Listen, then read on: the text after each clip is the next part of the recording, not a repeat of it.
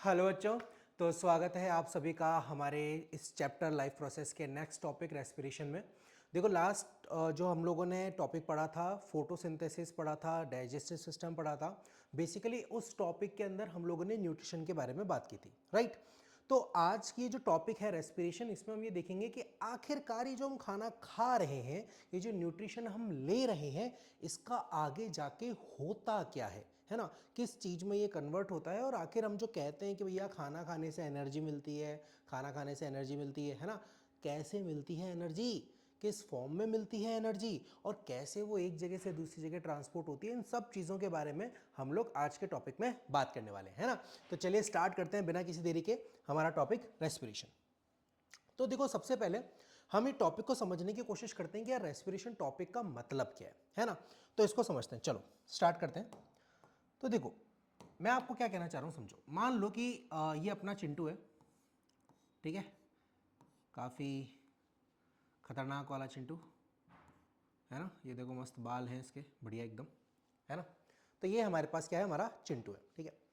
अब चिंटू जो खाना खा रहा है, ठीक है, चिंटू ने खाया खाना, है ना, और उस खाने से उसको मिली एनर्जी, सही है, ये उसको पता है। अच्छा, इसी के साथ साथ एक और चीज़ चल रही है कि चिंटू सांस भी ले रहा है ना, यानी कि चिंटू अंदर ले रहा है ऑक्सीजन और बाहर छोड़ रहा है CO2। तो दो काम हो रहे हैं यहाँ पे, समझने की कोशिश करें हम लोग। दो काम हो रहे हैं। पहला जो काम हो रहा है बच्चा, पहला जो काम हो रहा है वो काम क्या हो रहा है कि जो खाना हमने खाया उससे हम एनर्जी प्रोड्यूस कर रहे हैं, है ना। और कहीं ना कहीं इस प्रोसेस के दौरान कुछ ऐसा हो रहा है जिसके अंदर ऑक्सीजन और CO2 का लेन देन चल रहा है, सही बात है, ठीक है। यानी कि दो प्रोसेस चल रहे हैं।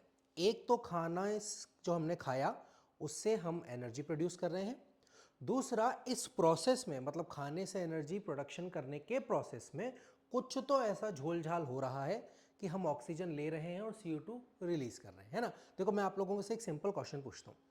आप लोगों ने कभी ऐसा सोचा है कि यार हम लोग बोलते हैं बिना ऑक्सीजन के हम मर जाएंगे, है ना, चांद पे जिंदा नहीं रह सकते, ऑक्सीजन नहीं है, जुपिटर पे नहीं रह सकते, ऑक्सीजन नहीं है ना, कहीं ऑक्सीजन ही नहीं है, भगवान हे भगवान ऑक्सीजन बनाओ बनाओ बनाओ, ठीक है। हम बोलते रहते हैं पॉल्यूशन हो रहा है, ऑक्सीजन कम हो जाएगी, ये हो जाएगा वो हो जाएगा। कुल मिलाकर के ये बात आपको बिल्कुल अच्छे से क्लियर है कि यार ऑक्सीजन के बिना हम जिंदा नहीं रह सकते, ठीक है। कभी आप लोगों ने सोचने की कोशिश की है कि भैया इस ससुरी ऑक्सीजन हमारी बॉडी में जाके करती का है, मतलब ठीक है ऑक्सीजन के बिना मैं मर जाऊंगा, लेकिन क्यों? वही एनर्जी तो मुझे खाना दे रहा है ना, एनर्जी तो मुझे खाना दे रहा है। तो ये ऑक्सीजन काम कहाँ आ रही है? देखो हार्ट का काम मुझे पता है, ब्लड का काम मुझे पता है, फूड का काम मुझे पता है, पानी का काम मुझे पता है। ऑक्सीजन का एक्चुअली काम क्या है हमारी बॉडी में? तो उसको जरा हम लोग समझने की कोशिश करते हैं। देखो होता क्या है कि जब भी कोई ऑर्गेनिज्म खाना खाता है, जैसे मान लीजिए कि भैया किसी ने भी खाना खाया, हमारे चिंटू ने खाना खाया, तो फूड में न्यूट्रिशन में हम लोगों ने पढ़ा है बड़े बड़े मैक्रोमोलिक्यूल होते हैं, जैसे कि प्रोटीन होता है ना, फैट होता है, कार्बोहाइड्रेट होते हैं, कार्ब्स होते हैं, सही है ना। कुल मिलाकर के इनको जब हम तोड़ तोड़ करके इनसे सिंपल चीज़ें बनाते हैं, जैसे कि ग्लूकोज, मान लो कार्बोहाइड्रेट मैंने खाया और उससे तोड़ करके मैंने क्या बना दिया, ग्लूकोज बना दिया, है ना। तो जब मैंने ग्लूकोज बनाया बेटा, जब मैंने ग्लूकोज बनाया, समझो इस प्रोसेस को तो हमने पढ़ा था डाइजेशन में, इस प्रोसेस को तो हमने पढ़ा था डाइजेशन में, सही है। अब ये ग्लूकोज का क्या करूंगा मैं? अब ये जो ग्लूकोज है ये ब्लड के रास्ते बेटा मेरी बॉडी के हर एक सेल तक पहुंचाया जाएगा, हर एक सेल तक पहुंचाया जाएगा, है ना। यानी कि ग्लूकोज जो है ये मैंने खाया, पचाया, एब्जॉर्ब किया, एब्जॉर्ब करने के बाद ऑर्गन टू ऑर्गन, ठीक है, टिश्यू टू टिश्यू और टिश्यू से सेल, मतलब अल्टीमेटली इस ग्लूकोज की जो डेस्टिनेशन है वो क्या है, सेल, ठीक है। बहुत है, बढ़िया, पहुंच गया। मान लीजिए कि ये सेल है, ठीक है, ये एक एनिमल सेल है। अब यहां पर ग्लूकोज आ गया, सॉरी यहां पर क्या आ गया, यहां पर ग्लूकोज आ गया, है ना। अब ये जो ग्लूकोज है बेटा हम लोग जानते हैं ये 6 कार्बन का मॉलिक्यूल है, समझ पा रहे हो आप लोग, 6 कार्बन का एक मॉलिक्यूल है ना। क्या बोलते हैं हम लोग ग्लूकोज को? ग्लूकोज को हम लोग बोलते हैं C6H12O6, यही बोलते हैं ना, मतलब 6 कार्बन है इसके अंदर, सही है ना। यानी कि अब ग्लूकोज के अंदर कुछ तो ऐसा चल रहा होगा जिससे लास्ट में जाकर के जितनी भी कार्बन डाइऑक्साइड है ना, टोटल मिलाकर के 6 कार्बन डाइऑक्साइड में कन्वर्ट हो जा रहे होंगे, और बदले में हर स्टेप पे बहुत सारी हमें एटीपी मिल रही होगी। एक जनरल कंसेप्ट अगर मैं आपको बोलूं, है ना, पूरी तरीके से सही नहीं है बट एक जनरल कंसेप्ट अगर हम लोग समझना चाहें तो ये हो रहा होगा। लेकिन ये ऐसे एकदम तो होता नहीं है। कैसे होता है? स्टेप वाइज होता है। अल्टीमेटली ग्लूकोज से जो मैंने एटीपी बनाई, यानी ग्लूकोज से जो मैंने एनर्जी बनाई, उसमें एज अ रॉ मटेरियल अगर ये काम माइटोकॉन्ड्रिया में हो रहा है बेटा, तो ऑक्सीजन रिक्वायर्ड होती है, और ये ऑक्सीजन रिक्वायर्ड होती है और CO2 प्रोड्यूस होती है। समझ रहे हो? तो ग्लूकोज को तोड़ करके उससे एटीपी बनाना, और इस प्रोसेस में ऑक्सीजन का इस्तेमाल करना, और बाय प्रोडक्ट के रूप में कार्बन डाइऑक्साइड का बाहर निकलना, ये जो प्रोसेस है ना बेटा, इसे हम लोग कहते हैं रेस्पिरेशन। समझ पा रहे हो आप लोग? इसे हम लोग कहते हैं रेस्पिरेशन। और लगातार सेल को इस प्रोसेस के लिए क्या चाहिए? ऑक्सीजन चाहिए। लगातार इस प्रोसेस के लिए सेल को क्या चाहिए? ऑक्सीजन चाहिए। और बाय प्रोडक्ट में क्या निकल रहा है? CO2 निकल रही है। यानी CO2 को मेरी बॉडी से बाहर निकालना पड़ेगा और बार बार ऑक्सीजन को मेरी बॉडी में लाना पड़ेगा। ये जो काम हो रहा है इसे हम कहते हैं ब्रीथिंग, है ना। बहुत ज़्यादा कंफ्यूजन होता है बच्चों को कि यार ब्रीथिंग क्या है, रेस्पिरेशन क्या है। बहुत सिंपल सी चीज़ है। खाने से एनर्जी बनाने का जो काम है ना बेटा, वो रेस्पिरेशन है, ठीक है।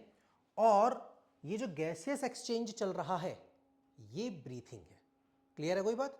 तो खाने से एनर्जी बनाना रेस्पिरेशन हो गया, गैसेस का एक्सचेंज जो हो गया ब्रीथिंग हो गया, है ना। बहुत सिंपल सा हिसाब किताब है। मैं ये देखता हूँ कि कोई भी ऑर्गेनिज्म, भले वो बैक्टीरिया हो, ठीक है, प्लांट हो, एनिमल कोई सा भी हो, हम लोग हों, हाथी, बिल्ला, शेर, चीता, भालू, लोमड़ी, है ना, आपका बेस्ट फ्रेंड अजीबोगरीब एनिमल। तो कहने का मतलब है कि कोई भी एनिमल हो, वो मुझे पता है कि उसको काम करने के लिए, है ना, जैसे मैं बोल रहा हूँ, मैं चल रहा हूँ, मेरे जो लंग्स हैं वो लगातार इन्फ्लेट कर रहे हैं, ठीक है, या जो मेरा हार्ट है वो लगातार पंप कर रहा है, मेरे मसल्स जो हैं वो मूव कर रहे हैं, मेरे ब्रेन में लगातार काम चल रहा है, इतने सारे मूवमेंट जो हो रहे हैं मेरी बॉडी में, वो सब किसकी वजह से हो पा रहे हैं? उनको सबको करने के लिए कोई ना कोई एनर्जी चाहिए। और ये एनर्जी हम लोग कहाँ से निकालते हैं? फूड से निकालते हैं। हम लोग खाना खाते हैं, खाने को डाइजेस्ट करते हैं, डाइजेस्ट करने के बाद उससे एनर्जी बनाते हैं। तो खाना खाने से लेकर के डाइजेशन, मतलब कि कॉम्प्लेक्स ऑर्गेनिक मटेरियल जो हमने खाया, प्रोटीन, कार्ब, फैट, विटामिन से लेकर के उसको तोड़ तोड़ करके ग्लूकोज, अमीनो एसिड, ये सब चीज़ें हमने बना दी। ये तो हम लोगों ने पढ़ लिया न्यूट्रिशन में, ठीक है, डाइजेशन में हम लोगों ने पढ़ लिया। अब ये जो ग्लूकोज है ना, ये जो ग्लूकोज है, ये सेल के अंदर जाता है, सेल के अंदर टूटता है। सेल के अंदर क्या करता है? टूटता है, ब्रेक डाउन होता है, और ब्रेक डाउन होने के बाद इससे एनर्जी रिलीज होती है। एनर्जी रिलीज होती है। तो हमें एक कंसेप्ट समझ में आया कि यार ग्लूकोज कहीं ना कहीं टूट करके एनर्जी बनाता है सेल में। और इस प्रोसेस के दौरान हमें ये बात समझ में आती है कि ग्लूकोज क्योंकि 6 कार्बन का मॉलिक्यूल है, तो उससे CO2 बन जाएगी, और CO2 बनाने के प्रोसेस में कहीं ना कहीं ऑक्सीजन इस्तेमाल हो रही है। ये कंसेप्ट मेरे अच्छे से क्लियर हो जाना चाहिए। समझ में आ गया बात, है ना? आई गेस आपको क्लियर हो गया होगा। तो ये रेस्पिरेशन और ब्रीथिंग के बीच में बेसिक डिफरेंस होता है। अब देखो, बहुत सारे वर्ड हैं जो एक जैसे दिखते हैं, है ना, जैसे transpiration, breathing, respiration, ventilation, inhalation, exhalation, है ना, इवेपोरेशन, वेपराइजेशन, कोई सा भी बोल दो मेरी मर्जी से। तो ये जो इतने सारे शब्द हैं ना, इतने सारे शब्द, इन सब के बीच में आपको एक बेसिक डिफरेंस समझ में आना चाहिए। सबसे ज़्यादा जो डिफरेंस, जो कन्फ्यूज़न कॉज करता है, वो रेस्पिरेशन और ब्रीथिंग करता है। ओके, तो ब्रीथिंग एक फिजिकल प्रोसेस है, oxygen CO2, oxygen CO2, oxygen CO2, ये जो काम मेरा चल रहा है। और बॉडी के अंदर इस ऑक्सीजन को इस्तेमाल करके जो हम ATP यानी एनर्जी बना रहे हैं, उसको हम लोग बोलते हैं बेटा रेस्पिरेशन। ओके, हमारी बॉडी में एरोबिक एनारोबिक दोनों तरीके का रेस्पिरेशन चल सकता है, बिल्कुल चल सकता है। अभी अपन धीरे धीरे करके आराम से समझते चलेंगे। लेकिन स्टिल बेटा ऑक्सीजन के बिना मैं मर जाऊंगा, है ना, डेथ हो जाएगी। क्यों? क्योंकि ऑक्सीजन के बिना हम उतनी ATP नहीं बना पाएंगे जितने हमारे सर्वाइवल के लिए ज़रूरी है।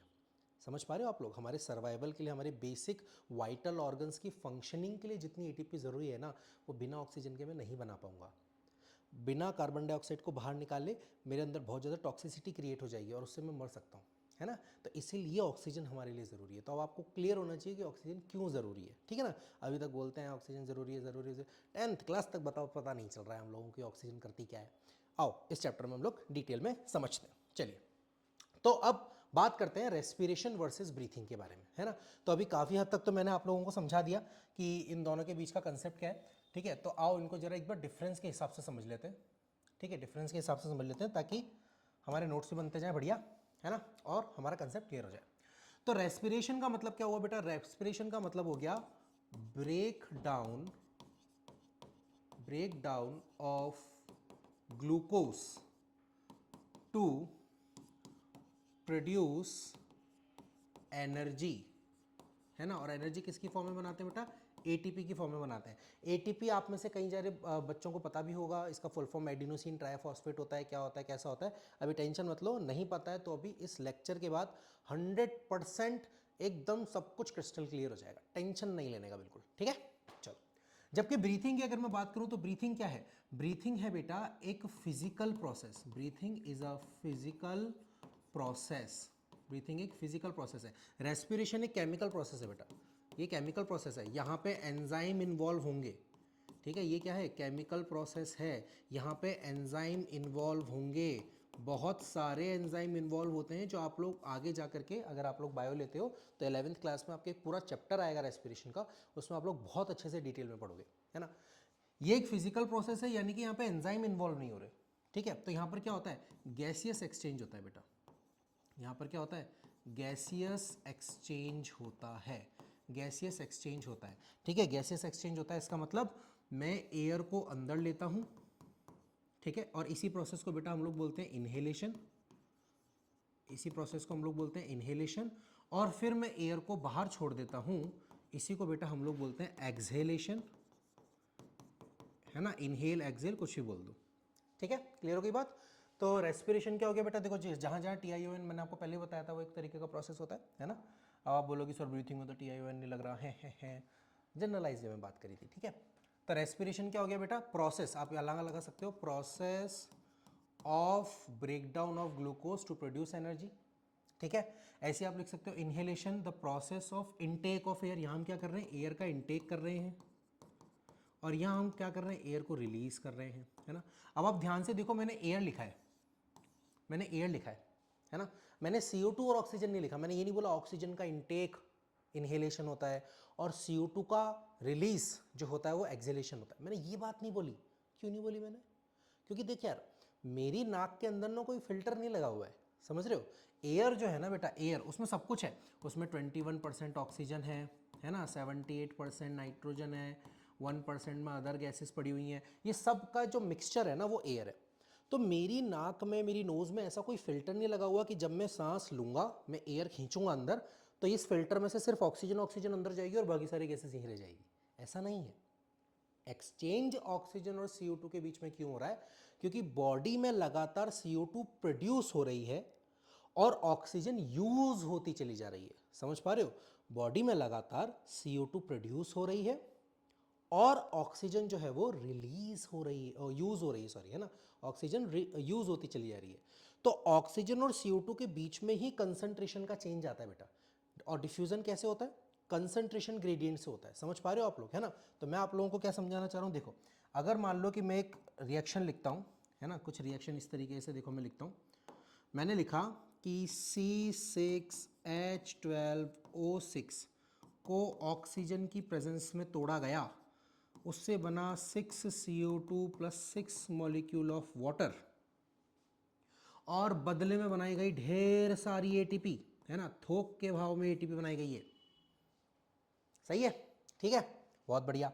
क्या ये जो रिएक्शन है मेरे बच्चे, ध्यान से सुनो, क्या ये जो रिएक्शन है, बताओ मेरे नादान परिंदों, क्या इसी को हम लोग रेस्पिरेशन की रिएक्शन नहीं कहते?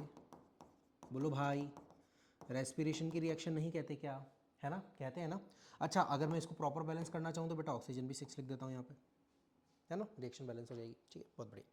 लेकिन यार मुझे एक बात बताओ, तुम लोग, है ना, मुझे सिर्फ एक छोटी सी बात बताओ, थोड़ी देर के लिए इस रिएक्शन को उल्टा देखो, थोड़ी देर के लिए इस रिएक्शन को उल्टा देखो। क्या कार्बन डाइऑक्साइड के साथ, पानी के साथ, ATP के साथ लाइट की प्रेजेंस में हम लोगों ने ये नहीं बनाया था क्या? बताओ, सोच के देखो एक बार, कितना सिंपल है। कार्बन डाइऑक्साइड और पानी की प्रेजेंस में एक टाइम पे प्लांट के अंदर हमने ग्लूकोज बनाया था। क्यों बनाया था? इसीलिए तो बनाया था क्योंकि वो ऑर्गेनिक फूड है भाई। और वही ग्लूकोज जब हमने खाया तो हमारी बॉडी में इसकी उल्टी रिएक्शन चल रही है, समझ पा रहे हो, हमारी बॉडी में इसकी उल्टी रिएक्शन चल रही है। फोटोसिंथेसिस में ग्लूकोज बना रहे थे, CO2 की मदद से, पानी की मदद से ऑक्सीजन रिलीज होती थी, है ना, और ग्लूकोज बन जाता था। रेस्पिरेशन में जस्ट उल्टा हो रहा है, ग्लूकोज को तोड़ा जा रहा है ऑक्सीजन की प्रेजेंस में और CO2 और H2O बनाई जा रही है। बताओ सही बात है क्या, क्लियर है ना।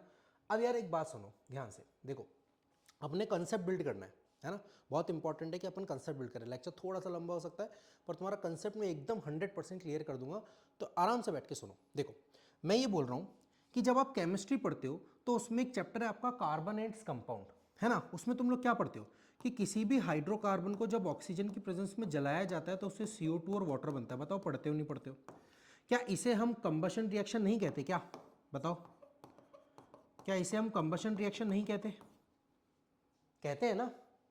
तो ये कंबशन रिएक्शन है क्या सर, नहीं, ये कंबशन रिएक्शन नहीं है। आप बोलोगे सर हो तो यही रहा है, देखो ग्लूकोज हाइड्रोकार्बन है, ऑक्सीजन की प्रेजेंस में जल रहा है, CO2 और वाटर बन रहा है, बिल्कुल सही बात है बेटा। लेकिन यहाँ पर हम कंबशन रिएक्शन इसलिए यूज़ करते हैं, वर्ड कंबशन इसलिए यूज़ करते हैं क्योंकि ऑक्सीजन एज अ गैस यहाँ पे यूज़ होती है हाइड्रोकार्बन को जलाने के लिए, है ना, हाइड्रोकार्बन को जलाने के लिए। इस प्रोसेस में ये जल नहीं रहा है, it is not getting burned, आप ऐसा समझो इस बात को, है ना, ये भाई साहब जल नहीं रहे, तो फिर चल क्या रहा है समझने की कोशिश करते हैं।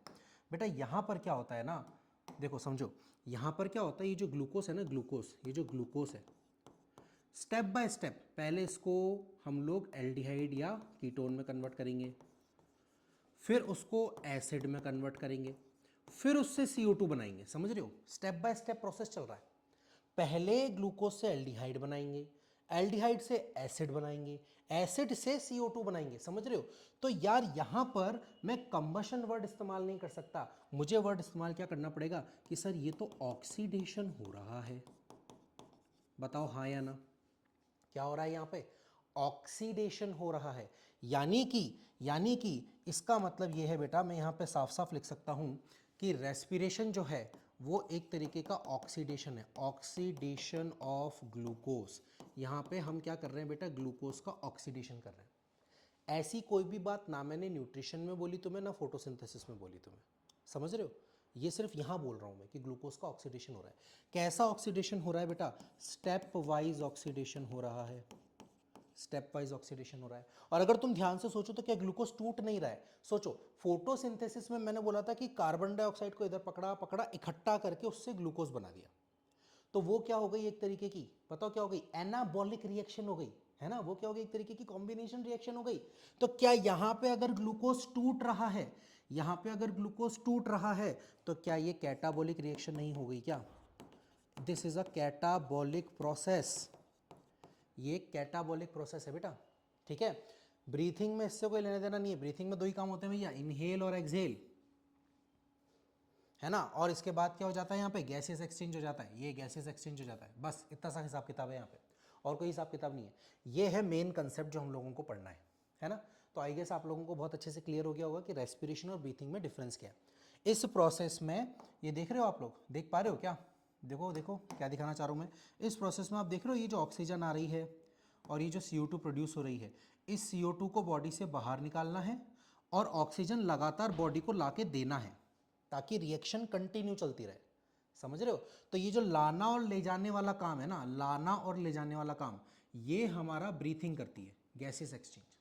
लेकिन इस रिएक्शन में क्या चल रहा है, ATP बन रहा है, वो काम रेस्पिरेशन का है। ओके, क्लियर हो गया अच्छे से, रेस्पिरेशन और ब्रीथिंग में मेन डिफरेंस क्या होता है ना, आई गेस आपको बहुत अच्छे से क्लियर हो गया होगा। ठीक है, चलिए अब आगे चलते हैं। तो इस चैप्टर में, इस टॉपिक में अब हम लोगों को क्या पढ़ना है बेटा, टाइप्स ऑफ रेस्पिरेशन के बारे में बात करनी है। देखो दो तरीके से हम लोग इस चैप्टर को पढ़ सकते हैं। एक है एनसीईआरटी का, एनसीईआरटी का हिसाब किताब क्या है, उन्होंने पहले रेस्पिरेशन बताया, फिर रेस्पिरेशन के टाइप्स बताए हैं, फिर उसके बाद ब्रीथिंग के ऊपर गए हैं, है ना। अपन पहले ब्रीथिंग भी पढ़ सकते हैं, बाद में रेस्पिरेशन भी पढ़ सकते हैं, लेकिन क्योंकि अभी बिल्कुल लास्ट वाला टाइम है, अपन बिल्कुल कन्फ्यूजन क्रिएट नहीं करना चाहते, हम एनसीईआरटी के ही उसको फॉलो करते हैं, ठीक है, एनसीईआरटी को ही फॉलो करते हैं। ओके, तो समझो इस बात को। टाइप्स ऑफ रेस्पिरेशन की जब हम लोग बात करते हैं बेटा, यानी कि पहले मैं आपको रेस्पिरेशन पढ़ा दूंगा, रेस्पिरेशन कंप्लीट कर दूंगा और उसके बाद हम लोग ब्रीथिंग के ऊपर जाएंगे, है ना, ठीक है, क्लियर हो गई बात। ओके चलिए, तो टाइप्स ऑफ रेस्पिरेशन की बात करते हैं बेटा। टाइप्स ऑफ रेस्पिरेशन में हम लोगों को क्या पढ़ना है, देखो समझो, मेरे पास है ना, मेरे पास ये एक सेल है, मान लो ये मेरे पास एक सेल है, देखो ये देखो लंबा चौड़ा सेल, ओहो मज़ा आ गया, गजब सेल है ना। और यहाँ पे मान लो माइटोकॉन्ड्रिया है, ठीक है बेटा, ये क्या हो गया मेरे पास, ये हो गया माइटोकॉन्ड्रिया, है ना, ये क्या हो गया मेरे पास, माइटोकॉन्ड्रिया। तो अब ध्यान से समझो, समझो इस बात को कि ग्लूकोज था, है ना, फूड खाया, फूड से ग्लूकोज बना, प्रोसेस हुआ डाइजेशन, सही है। ग्लूकोज ब्लड के रास्ते हर जगह तक गया और ब्लड ने ही इस ग्लूकोज को कहां पहुंचा दिया, मेरे सेल तक पहुंचा दिया। तो मेरे सेल में क्या आ गया बेटा, ग्लूकोज आ गया, सही बात है, ओके चलो बहुत बढ़िया।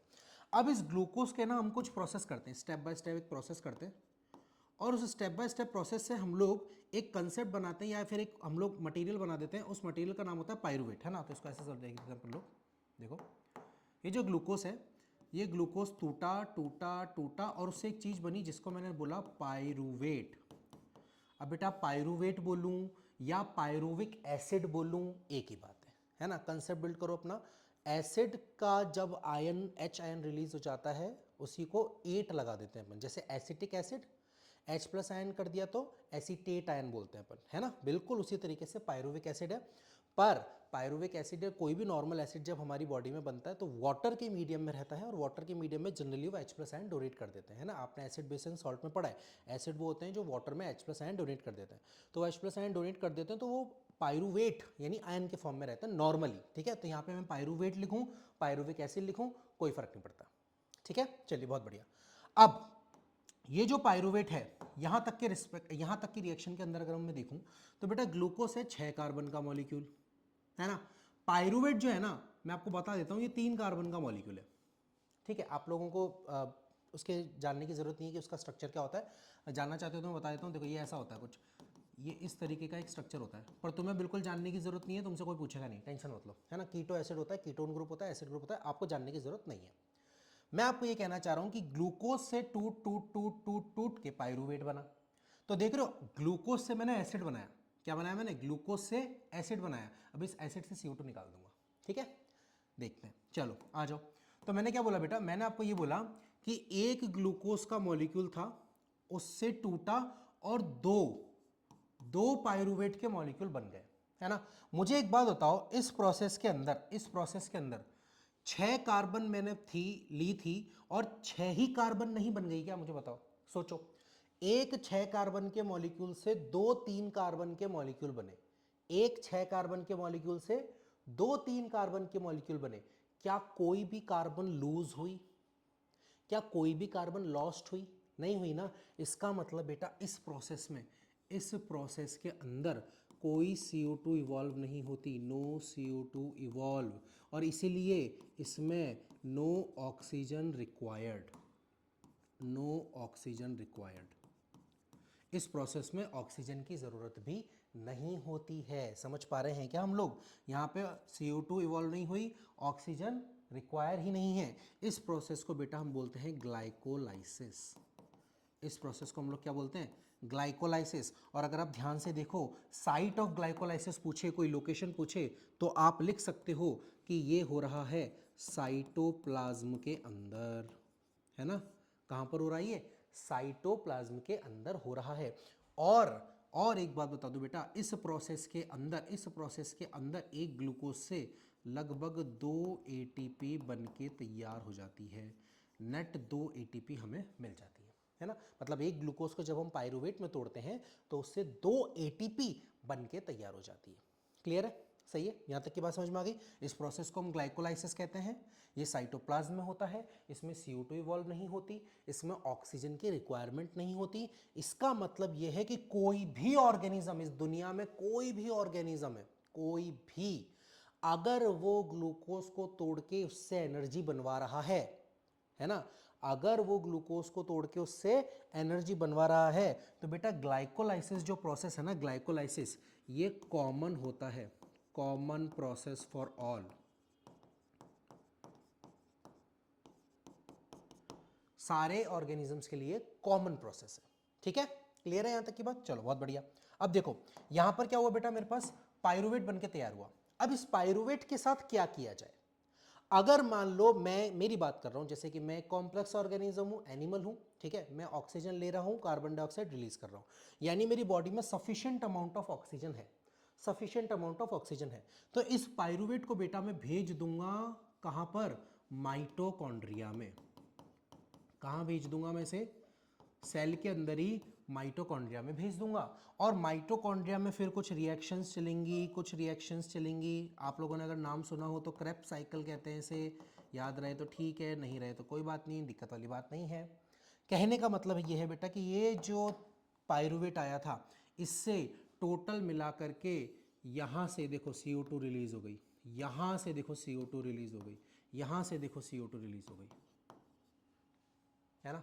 एक पाइरुवेट से 3 CO2, क्योंकि एक पाइरुवेट 3 कार्बन का मॉलिक्यूल है। 2 पाइरुवेट अगर आए, यानी एक ग्लूकोज से 2 पाइरुवेट आए, तो ये 2 2 2 मतलब टोटल 6 CO2 रिलीज हो गई। समझ पा रहे हो, है ना। 6 CO2 रिलीज हो गई, यानी इधर माइटोकॉन्ड्रिया वो जगह है जहां पर भैया ऑक्सीजन जो है उसका इस्तेमाल हो रहा होगा। हाँ या ना, सोच के देखो एक बार। सही है। और ऑक्सीजन एयर से मिल रही है, यानी कि माइटोकॉन्ड्रिया में जो रेस्पिरेशन चल रहा है ना बेटा, उसे हम बोलते हैं एरोबिक रेस्पिरेशन। उसे हम क्या बोलते हैं, एरोबिक रेस्पिरेशन कहते हैं। माइटोकॉन्ड्रिया के अंदर जो चल रहा है, यानी अगर कोई सेल माइटोकॉन्ड्रिया का इस्तेमाल कर रहा है ग्लूकोज को तोड़ने में, है ना, देखो ग्लूकोज को स्टेप बाय तोड़ रहे हैं हम, यहां से पाइरुवेट तक तोड़ने में तो कोई ऑर्गेनल इस्तेमाल नहीं हुआ, सारा काम साइटोप्लाज्म में नॉर्मली हो रहा है। लेकिन उसके बाद अगर पाइरुवेट माइटोकॉन्ड्रिया में एंटर कर जाता है तो फिर ऑक्सीजन की प्रेजेंस में उसको तोड़ा जाता है और इससे भरपूर मात्रा में एटीपी बनाई जाती है, मतलब बहुत ज़्यादा अमाउंट में एटीपी बनाई जाती है ना, खूब सारी एटीपी हम लोग इससे बना लेते हैं। लेकिन अगर मान लो ऑर्गेनिज्म नहीं कर पा रहा है, क्या नहीं कर पा रहा है, और अगर मान लो कि जो मेरा ऑर्गेनिज्म है वो माइटोकॉन्ड्रिया नहीं है उसके पास, एरोबिक रेस्पिरेशन नहीं कर पा रहा है, तो बेटा इस पाइरुवेट का क्या होगा, तो इस पाइरुवेट से 2 काम हो सकते हैं। पहला काम तो हो सकता है कि इससे सीधा लैक्टिक एसिड बना लूं, है ना, पहला काम तो क्या हो सकता है कि इससे सीधा लैक्टिक एसिड बना लूं। अगर लैक्टिक एसिड बनाता हूं तो बेटा लैक्टिक एसिड भी 3 कार्बन का मॉलिक्यूल है, यानी इधर भी कोई CO2 इवॉल्व नहीं हुई, कोई CO2 इवॉल्व नहीं हुई, है ना। या फिर पॉसिबल है कि इससे इथेनॉल बनवा लिया जाए, इससे क्या बनवा लिया जाए, इथेनॉल। अब यार इतना तो केमिस्ट्री तुम जानते हो कि इथेनॉल को C2H5OH बोलते हैं, बताओ बोलते नहीं बोलते। यानी 2 कार्बन का मॉलिक्यूल है ना, 3 कार्बन से 2 कार्बन, 3 कार्बन से 2 कार्बन, एक कार्बन डाइऑक्साइड का घपला हो रहा है, हो रहा है कि नहीं, ये कार्बन डाइऑक्साइड यहां बन जाएगी। बहुत कंफ्यूजन होता है बच्चों को कि सर लैक्टिक एसिड के साथ CO2 बनेगी कि इथेनॉल के साथ CO2 बनेगी। बेटा इथेनॉल के साथ बनेगी, क्यों, देखना ध्यान से। पाइरुवेट 3 कार्बन का मॉलिक्यूल है, इथेनॉल 2 कार्बन का मॉलिक्यूल है, तो एक CO2 बनाएगा। एक ग्लूकोज से 2 पाइरुवेट बनेंगे तो 2 इथेनॉल बनेंगे और 2 CO2 इवॉल्व हो जाएगी। समझ पा रहे हो क्या। क्या इन प्रोसेस के अंदर, इन प्रोसेस के अंदर मैंने ऑक्सीजन का इस्तेमाल किया क्या, इस प्रोसेस में, इन दोनों प्रोसेस में, है ना, मैं नाम दे देता हूं, नाम दे देता हूं भाई।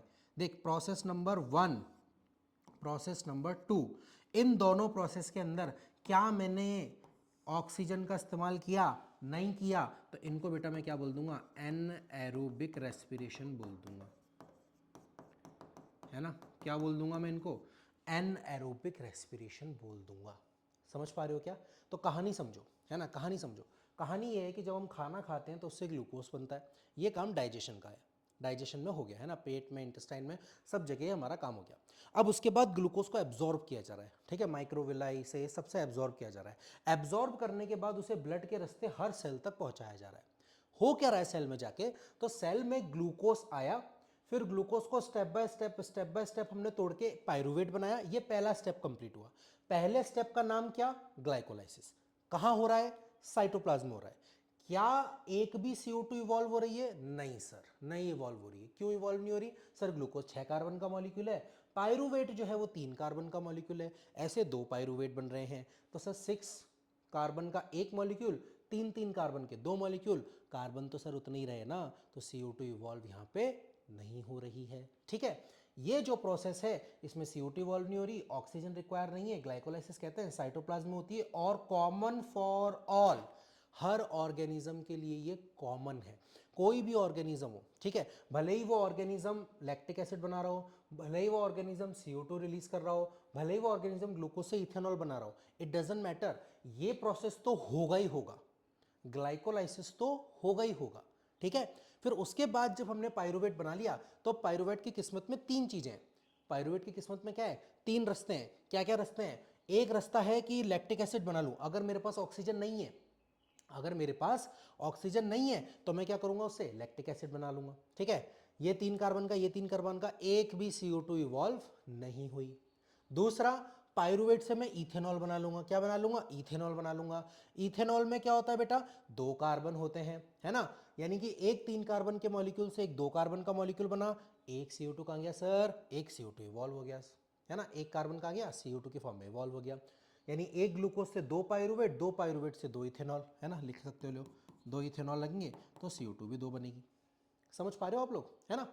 तीसरा रास्ता क्या है कि भैया अगर मेरे पास माइटोकॉन्ड्रिया है और सफिशिएंट अमाउंट में मेरे को ऑक्सीजन मिल रही है, मेरा ब्रीथिंग प्रॉपर चल रहा है, यानी कि ब्रीथिंग की वजह से मेरी बॉडी में इस वक्त सफिशिएंट अमाउंट ऑफ ऑक्सीजन है, इसका मतलब माइटोकॉन्ड्रिया की प्रेजेंस में इस पायरुवेट को तोड़ा जाएगा, भरपूर मात्रा में ATP बनाई जाएगी, और जितना भी कार्बन है बेटा, जितना भी कार्बन है, सारा धीरे धीरे CO2 की फॉर्म में, एक एक एक एक स्टेप से CO2 की फॉर्म में मैं बाहर निकाल दूंगा, ठीक है। तो ये पूरा का पूरा रेस्पिरेशन का हिसाब किताब है, आराम से बैठ करके एक बार इसको देख लो, नोट कर लो, स्क्रीनशॉट ले लो, फिर अपन आगे चलते हैं, ठीक है।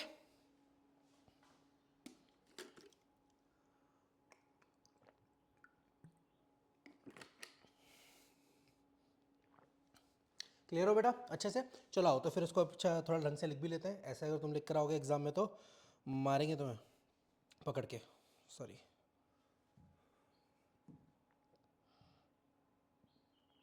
हाँ जी, आओ बात करें। चलो, यानी कि मैंने अभी तक क्या समझा बेटा, मैंने क्या समझा, देखो मैंने समझा कि ये जो C6H12O6 है, जिसको मैं ग्लूकोज कह रहा हूं, उससे पहले मैं पायरुवेट बनाता हूं, पायरुविक एसिड बनाता हूं, ठीक है। फिर पायरुवेट के 3 रास्ते, पहले रास्ते में मैंने जितनी थी सारी CO2 निकाल दी, पानी बना, और साथ में मैंने भरपूर मात्रा में ATP बना ली, है ना। दूसरे रास्ते में मैंने क्या करा, इथेनॉल यानी कि C2H5OH, ठीक है, इथेनॉल बना लिया, इथेनॉल, इथेनॉल बना लिया, और CO2 इवॉल्व कर दी, ठीक है। और तीसरा रास्ता मेरा कौन सा था बेटा, जिसमें मैंने इससे लैक्टिक एसिड बना लिया, क्या बना लिया मैंने, लैक्टिक एसिड बना लिया, और इस प्रोसेस में कोई भी CO2 इवॉल्व नहीं होगी, ध्यान रखें, है ना।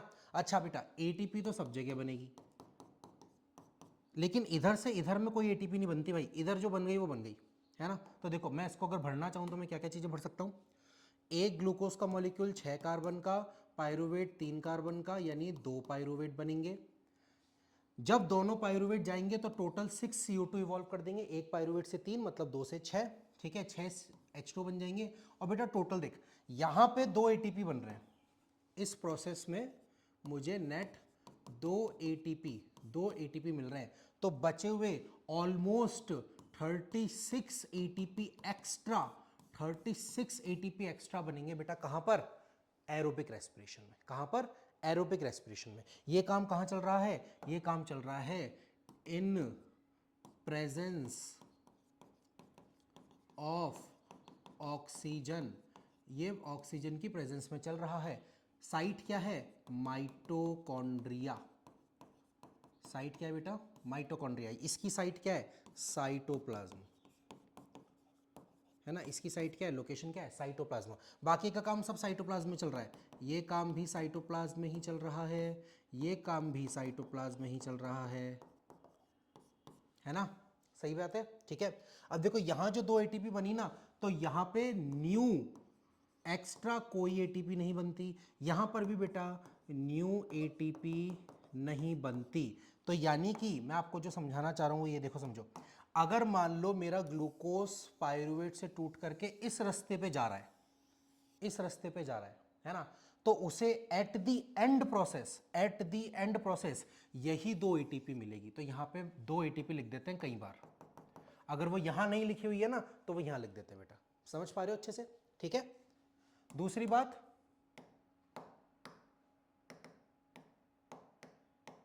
हाँ, अगर मान लीजिए कि मेरा ग्लूकोज पायरुवेट से टूट करके इस रास्ते से जा रहा है, इस रास्ते से जा रहा है, इस रास्ते से आगे बढ़ रहा है, ठीक है, तो भी यहां पे 2 एटीपी जो बनी है वही 2 एटीपी यहीं पे रहेंगी बेटा, कोई नई एटीपी नहीं बनेगी।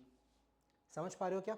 दूसरी बात, और अगर मान लीजिए मेरा ग्लूकोज इस रास्ते से जा रहा है, पायरुवेट में टूटा, फिर माइटोकॉन्ड्रिया में एंटर कर गया, और भैया इन प्रेजेंस ऑफ ऑक्सीजन धमाधम उसने बनाई, तो 2 तो यहां बन गई, यहां एक्स्ट्रा 36 एटीपी और बनी, ये एक्स्ट्रा बन रही है। तो सोचो फायदा कहां है? कहां है फायदा? एक ग्लूकोज से 2 एटीपी बन रही है, एक ग्लूकोज से 2 एटीपी बन रही है, एक ग्लूकोज से 38 एटीपी बन रही है, 36 एटीपी बन रही है। फायदा कहां है?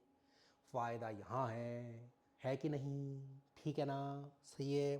तो अब क्या क्या इंपॉर्टेंट बातें बेटा? सबसे पहले तो इस प्रोसेस को, ये जो ऊपर वाला चल रहा है इसे हम बोलते हैं बेटा एरोबिक रेस्पिरेशन।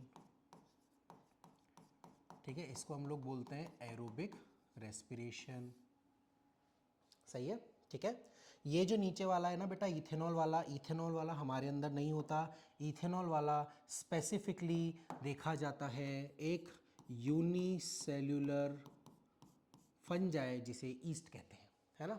बेकरसीज, सैकेरोमाइसिस सर्वेसाई, बेकरी में इस्तेमाल किया जाता है इसे। तो इससे CO2 इवॉल्व होता है बेटा, CO2 इवॉल्व होता है ना।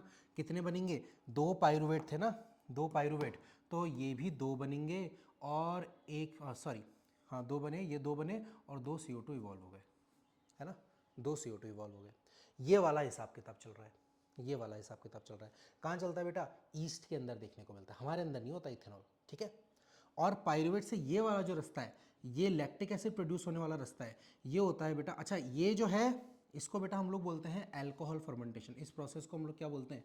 इस प्रोसेस को हम लोग बोलते हैं अल्कोहल फर्मेंटेशन। इसको हम बोलते हैं अल्कोहल फर्मेंटेशन। ये जो है बेटा ये एनएरोबिक रेस्पिरेशन है, ये एनएरोबिक रेस्पिरेशन है, एनएरोबिक रेस्पिरेशन है। ठीक है, क्लियर हुई बात?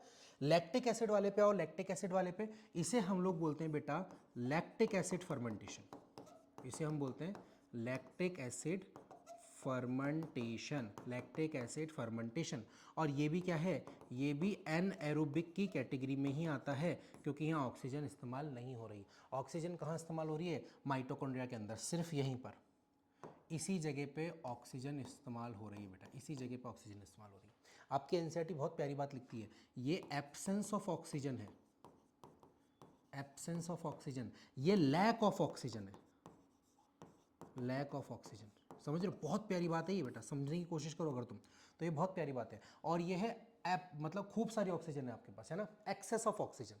ये तो एक्सेस ऑफ ऑक्सीजन हो गया, भैया बतेरी पड़ी ऑक्सीजन, जितना तोड़ना तोड़ो। ये लैक ऑफ ऑक्सीजन है। पता है ये कैसे होता है? याद करो, अपन ने अभी बिल्कुल स्टार्टिंग में चिंटू नाम का एक बंदा लिया था जिसने खाना खाया था, है ना। अब मान लो कि जैसे आप आराम से बैठे हो, है ना, ठीक है, देखो इसको समझते हैं। आप आराम से बैठे हो, अभी मान लो कि शांति से आप लोग बैठे हो, तो देखो आपका एक रेस्पिरेटरी रेट है, रेस्पिरेटरी रिदम है ना, एक आपका सर्कुलेटरी रेट है कि नहीं, है ना, और एक आपका ब्रीथिंग रेट है। अब देखो ब्रीथिंग और रेस्पिरेटरी रेट को सेम नहीं बोलना, ब्रीथिंग मतलब सांस लेने छोड़ने वाला, ठीक है, रेस्पिरेशन मतलब ये ग्लूकोज को तोड़ने वाला। ओके, ठीक है। आप आराम से बैठे हो, मस्त एकदम चिल, एसी में बढ़िया आराम से बैठ करके पढ़ रहे हो, हाँ हाँ मज़ा आ रहा है, ओहो बढ़िया। मान लो आपके दोस्त ने फ़ोन किया आपको कि ओए कहाँ कर रहा है? आपने फ़ोन उठाया, यार पढ़ रहा हूँ यार। बोले फटाफट आजा, क्रिकेट खेल रहे हैं, पहली बैटिंग तेरी, है ना, फटाफट आजा, क्रिकेट खेल रहे हैं, पहली बैटिंग तेरी। आप क्या करोगे? बोले भाड़ में गया लेक्चर, बाद में आके देखेंगे, सटा सटा भागते हुए जाओगे, सटा सटअप भागते हुए जाओगे। अब देखो अभी क्या था कि आप आराम से बैठे हुए थे, आपकी मसल्स को इतनी ज़्यादा एनर्जी की ज़रूरत नहीं थी, क्योंकि वो बहुत ज़्यादा कॉन्ट्रैक्ट रिलैक्स नहीं कर रही थी, तो आराम का माहौल चल रहा था। अब आपने भागना शुरू किया, खट खट खट खट खट खट खट खट, है ना, भागे जा रहे हो, भागे जा रहे हो, भागे जा रहे हो, भागे जा रहे हो, 2 किलोमीटर 3 किलोमीटर दूर है ग्राउंड, भाग रहे हो आप, बोले बैटिंग मिलेगी, बैटिंग मिलेगी, आए हाय आज तो 6 मारूंगा बढ़िया एकदम। अब हुआ क्या कि भागते भागते भागते भागते आप गए। अब आप जब भाग रहे हो तो आपकी मसल्स बहुत हाई रेट में कॉन्ट्रैक्शन और रिलैक्सेशन कर रही है, सही बात है ना। तो अब क्या होगा, ग्लूकोज के तोड़ने की रेट को थोड़ा बढ़ाया जाएगा, है ना, ग्लूकोज के तोड़ने की रेट जो रेस्पिरेशन है उसको थोड़ा सा बढ़ाया जाएगा, क्योंकि एनर्जी जल्दी चाहिए ना, एनर्जी जल्दी चाहिए। अब रेस्पिरेशन अगर बढ़ रहा है तो बताओ ऑक्सीजन और CO2 भी तो बढ़ेगा ना, ऑक्सीजन की नीड बढ़ेगी, CO2 ज़्यादा प्रोड्यूस होगा, तो उनको बाहर निकालने के लिए, CO2 को बाहर निकालने के लिए और ऑक्सीजन को अंदर लाने के लिए ब्रीथिंग रेट को भी बढ़ाना पड़ेगा, है ना, ब्रीथिंग रेट भी बढ़ गई। अच्छा, ब्रीथिंग रेट बढ़ गई, रेस्पिरेटरी रेट बढ़ गई, लेकिन ये जो ऑक्सीजन आ रही है ये सेल तक पहुंचेगी कैसे, तो भाई सर्कुलेटरी रेट को बढ़ाना पड़ेगा, है ना, दिल जल्दी जल्दी धड़कना शुरू करेगा, दुक दुक दुक दुक दुक दुक दुक दुक, भाग रहे हो भाग रहे हो भाग रहे हो भाग रहे हो, आप जैसे तैसे करके पहुंचे, हाँ हाँ भाई ला फटाफट से बैटिंग करूंगा, है ना, और आपका दोस्त बोलता है हे बैटिंग कैसे करेगा, बैट तो तुलाया ही नहीं है। आप बोलोगे अबे तूने बुलाया मेरे को यार, पागल है क्या, बोले नहीं नहीं फालतू बातें नहीं, देख सब लोग यहाँ पे खड़े हुए हैं 10 के 10 जने, बढ़िया जो है तेरे को मस्त एकदम बैटिंग कराएंगे, लेकिन तू भाग के जा, बैट लिया बस खाली, है ना, खाली तो क्या कर, बैट लिया। अब आप सोचो यार क्या करो क्या नहीं करो, एक काम करते हैं, भागते हैं फटाफट बैट लेने जाते हैं, है ना, अब आप भाग रहे हो दुक दुक दुक दुक दुक दुक दुक दुक, भाग रहे हो भाग रहे हो भाग रहे हो भाग रहे हो, भागते भागते आप घर पहुंचे, रेस्पिरेटरी रेट खूब इंक्रीज हो गई है, सर्कुलेटरी रेट और इंक्रीज हो गई है ना, ब्रीथिंग रेट बराबर बराबर इंक्रीज होती चली जा रही है आपकी एनर्जी रिक्वायरमेंट को मिलाने के लिए। फिर आप भागते गए, अब आप जो है बैट लेकर के भाग रहे हो, मस्त भाग रहे हो, भागे भागे भागे भागे भागे, जैसे तैसे करके बिल्कुल हाफते हाफते आप पहुँचे कि हाँ भाई बैट आ गया, चल बॉल डाल। फिर आपका दोस्त बोलेगा हे बॉल तो ला, है ना, बॉल तो लिया भाई, बॉल कैसे डालूं, बॉल तो तू लाया नहीं, खाली बैट उठा के ले आया, अब आप क्या करोगे। हाँ मतलब एक तो आपके पास तरीका ये है कि बैट उठा करके मस्त एकदम दोस्त को ही बॉल बना देंगे, है ना, लेकिन ऐसा करना नहीं है, अपन को वायलेंट नेचर नहीं करना। लेकिन अल्टीमेटली अब क्या है कि अगर मान लो फिर आप बोलो कि नहीं यार चलो भाड़ में जान दें, बॉल लेने चलते हैं, तो अब क्या है कि यार रेस्पिरेटरी रेट हद मार करके इंक्रीज हो गई है, मतलब इसकी एक लिमिट है इंक्रीज होने की, ऐसी सर्कुलेटरी रेट की लिमिट है एक इंक्रीज होने की, और आपकी ब्रीथिंग रेट की भी लिमिट है एक इंक्रीज होने की, सब के सब हो गए, लेकिन आप अभी भी भाग रहे हो, आप अभी भी ऑक्सीजन ATP ये सब चाह रहे हो अपनी बॉडी से, बॉडी के सारे सिस्टम हड़ताल पे बैठ जाएंगे, बोले भाड़ में जाओ, है ना, नहीं उठ रहे भैया, इतना से यहाँ हो गए, यहाँ से यहाँ हो गए, ठीक है, और तुम्हारी सारी रिक्वायरमेंट ही ख़त्म नहीं हो रही हैं, इतनी सारी रिक्वायरमेंट आई जा रही हैं आए जा रही हैं आए जा रही हैं, भाड़ में जाओ, हम नहीं दे सकते, हम इतनी ही ऑक्सीजन दे सकते हैं, जो करना है करो। अब मसल्स बोले यार ऐसे तो काम नहीं चलेगा, भाई तो भाग रहा है, तो एक काम करते हैं ना यार, जो अभी तक रेस्पिरेशन हम कर रहे थे एरोबिक वाला, ये वाला रेस्पिरेशन हम कर रहे थे क्योंकि खूब सारी ऑक्सीजन थी, एक काम करते हैं छोड़ यार ये वाला करने लग जाते हैं, है ना।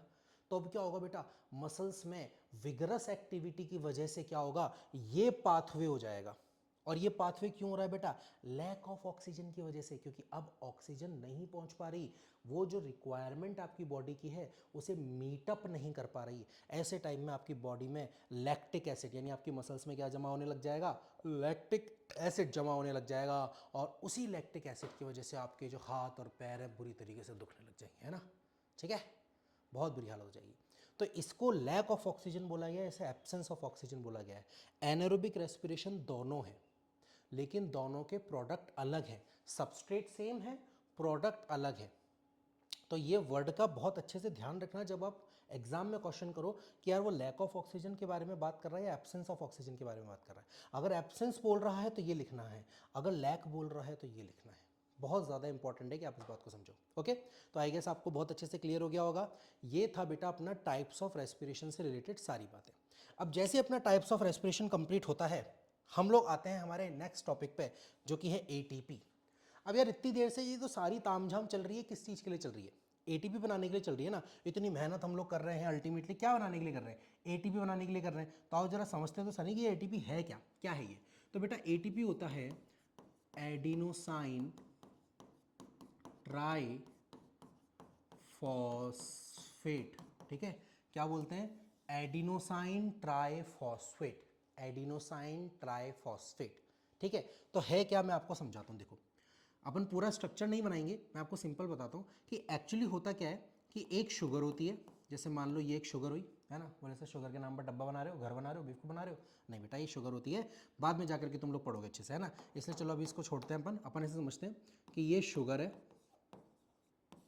ठीक है, शुगर के साथ यहाँ पे एडिनिन जुड़ा हुआ है, एडिनिन। एडिनिन बेटा एक नाइट्रोजन बेस है। अगर आपने थोड़ा बहुत डीएनए आरएनए के बारे में पता है तो एडिनिन आपको पता होगा कि वो एक तरीके का नाइट्रोजन बेस है। एडिनिन, थाइमिन, साइटोसिन, ग्वानिन, ये सब नाइट्रोजन बेसिस होते हैं। ओके, ये जो चीज़ बनी ना बेटा, ये इसको हम लोग बोलते हैं न्यूक्लियोसाइड, और इसी को बोला जाता है एडिनोसिन। इसी को क्या बोला जाता है? एडिनोसिन, है ना। Adenine plus sugar adenosine, adenine plus sugar adenosine. Okay, अब हुआ क्या कि शुगर के इस तरफ मैंने जुड़ा एक फॉस्फेट, मजा आ गया। मेरे को और मजा करना है, मैंने एक और फॉस्फेट जोड़ दिया।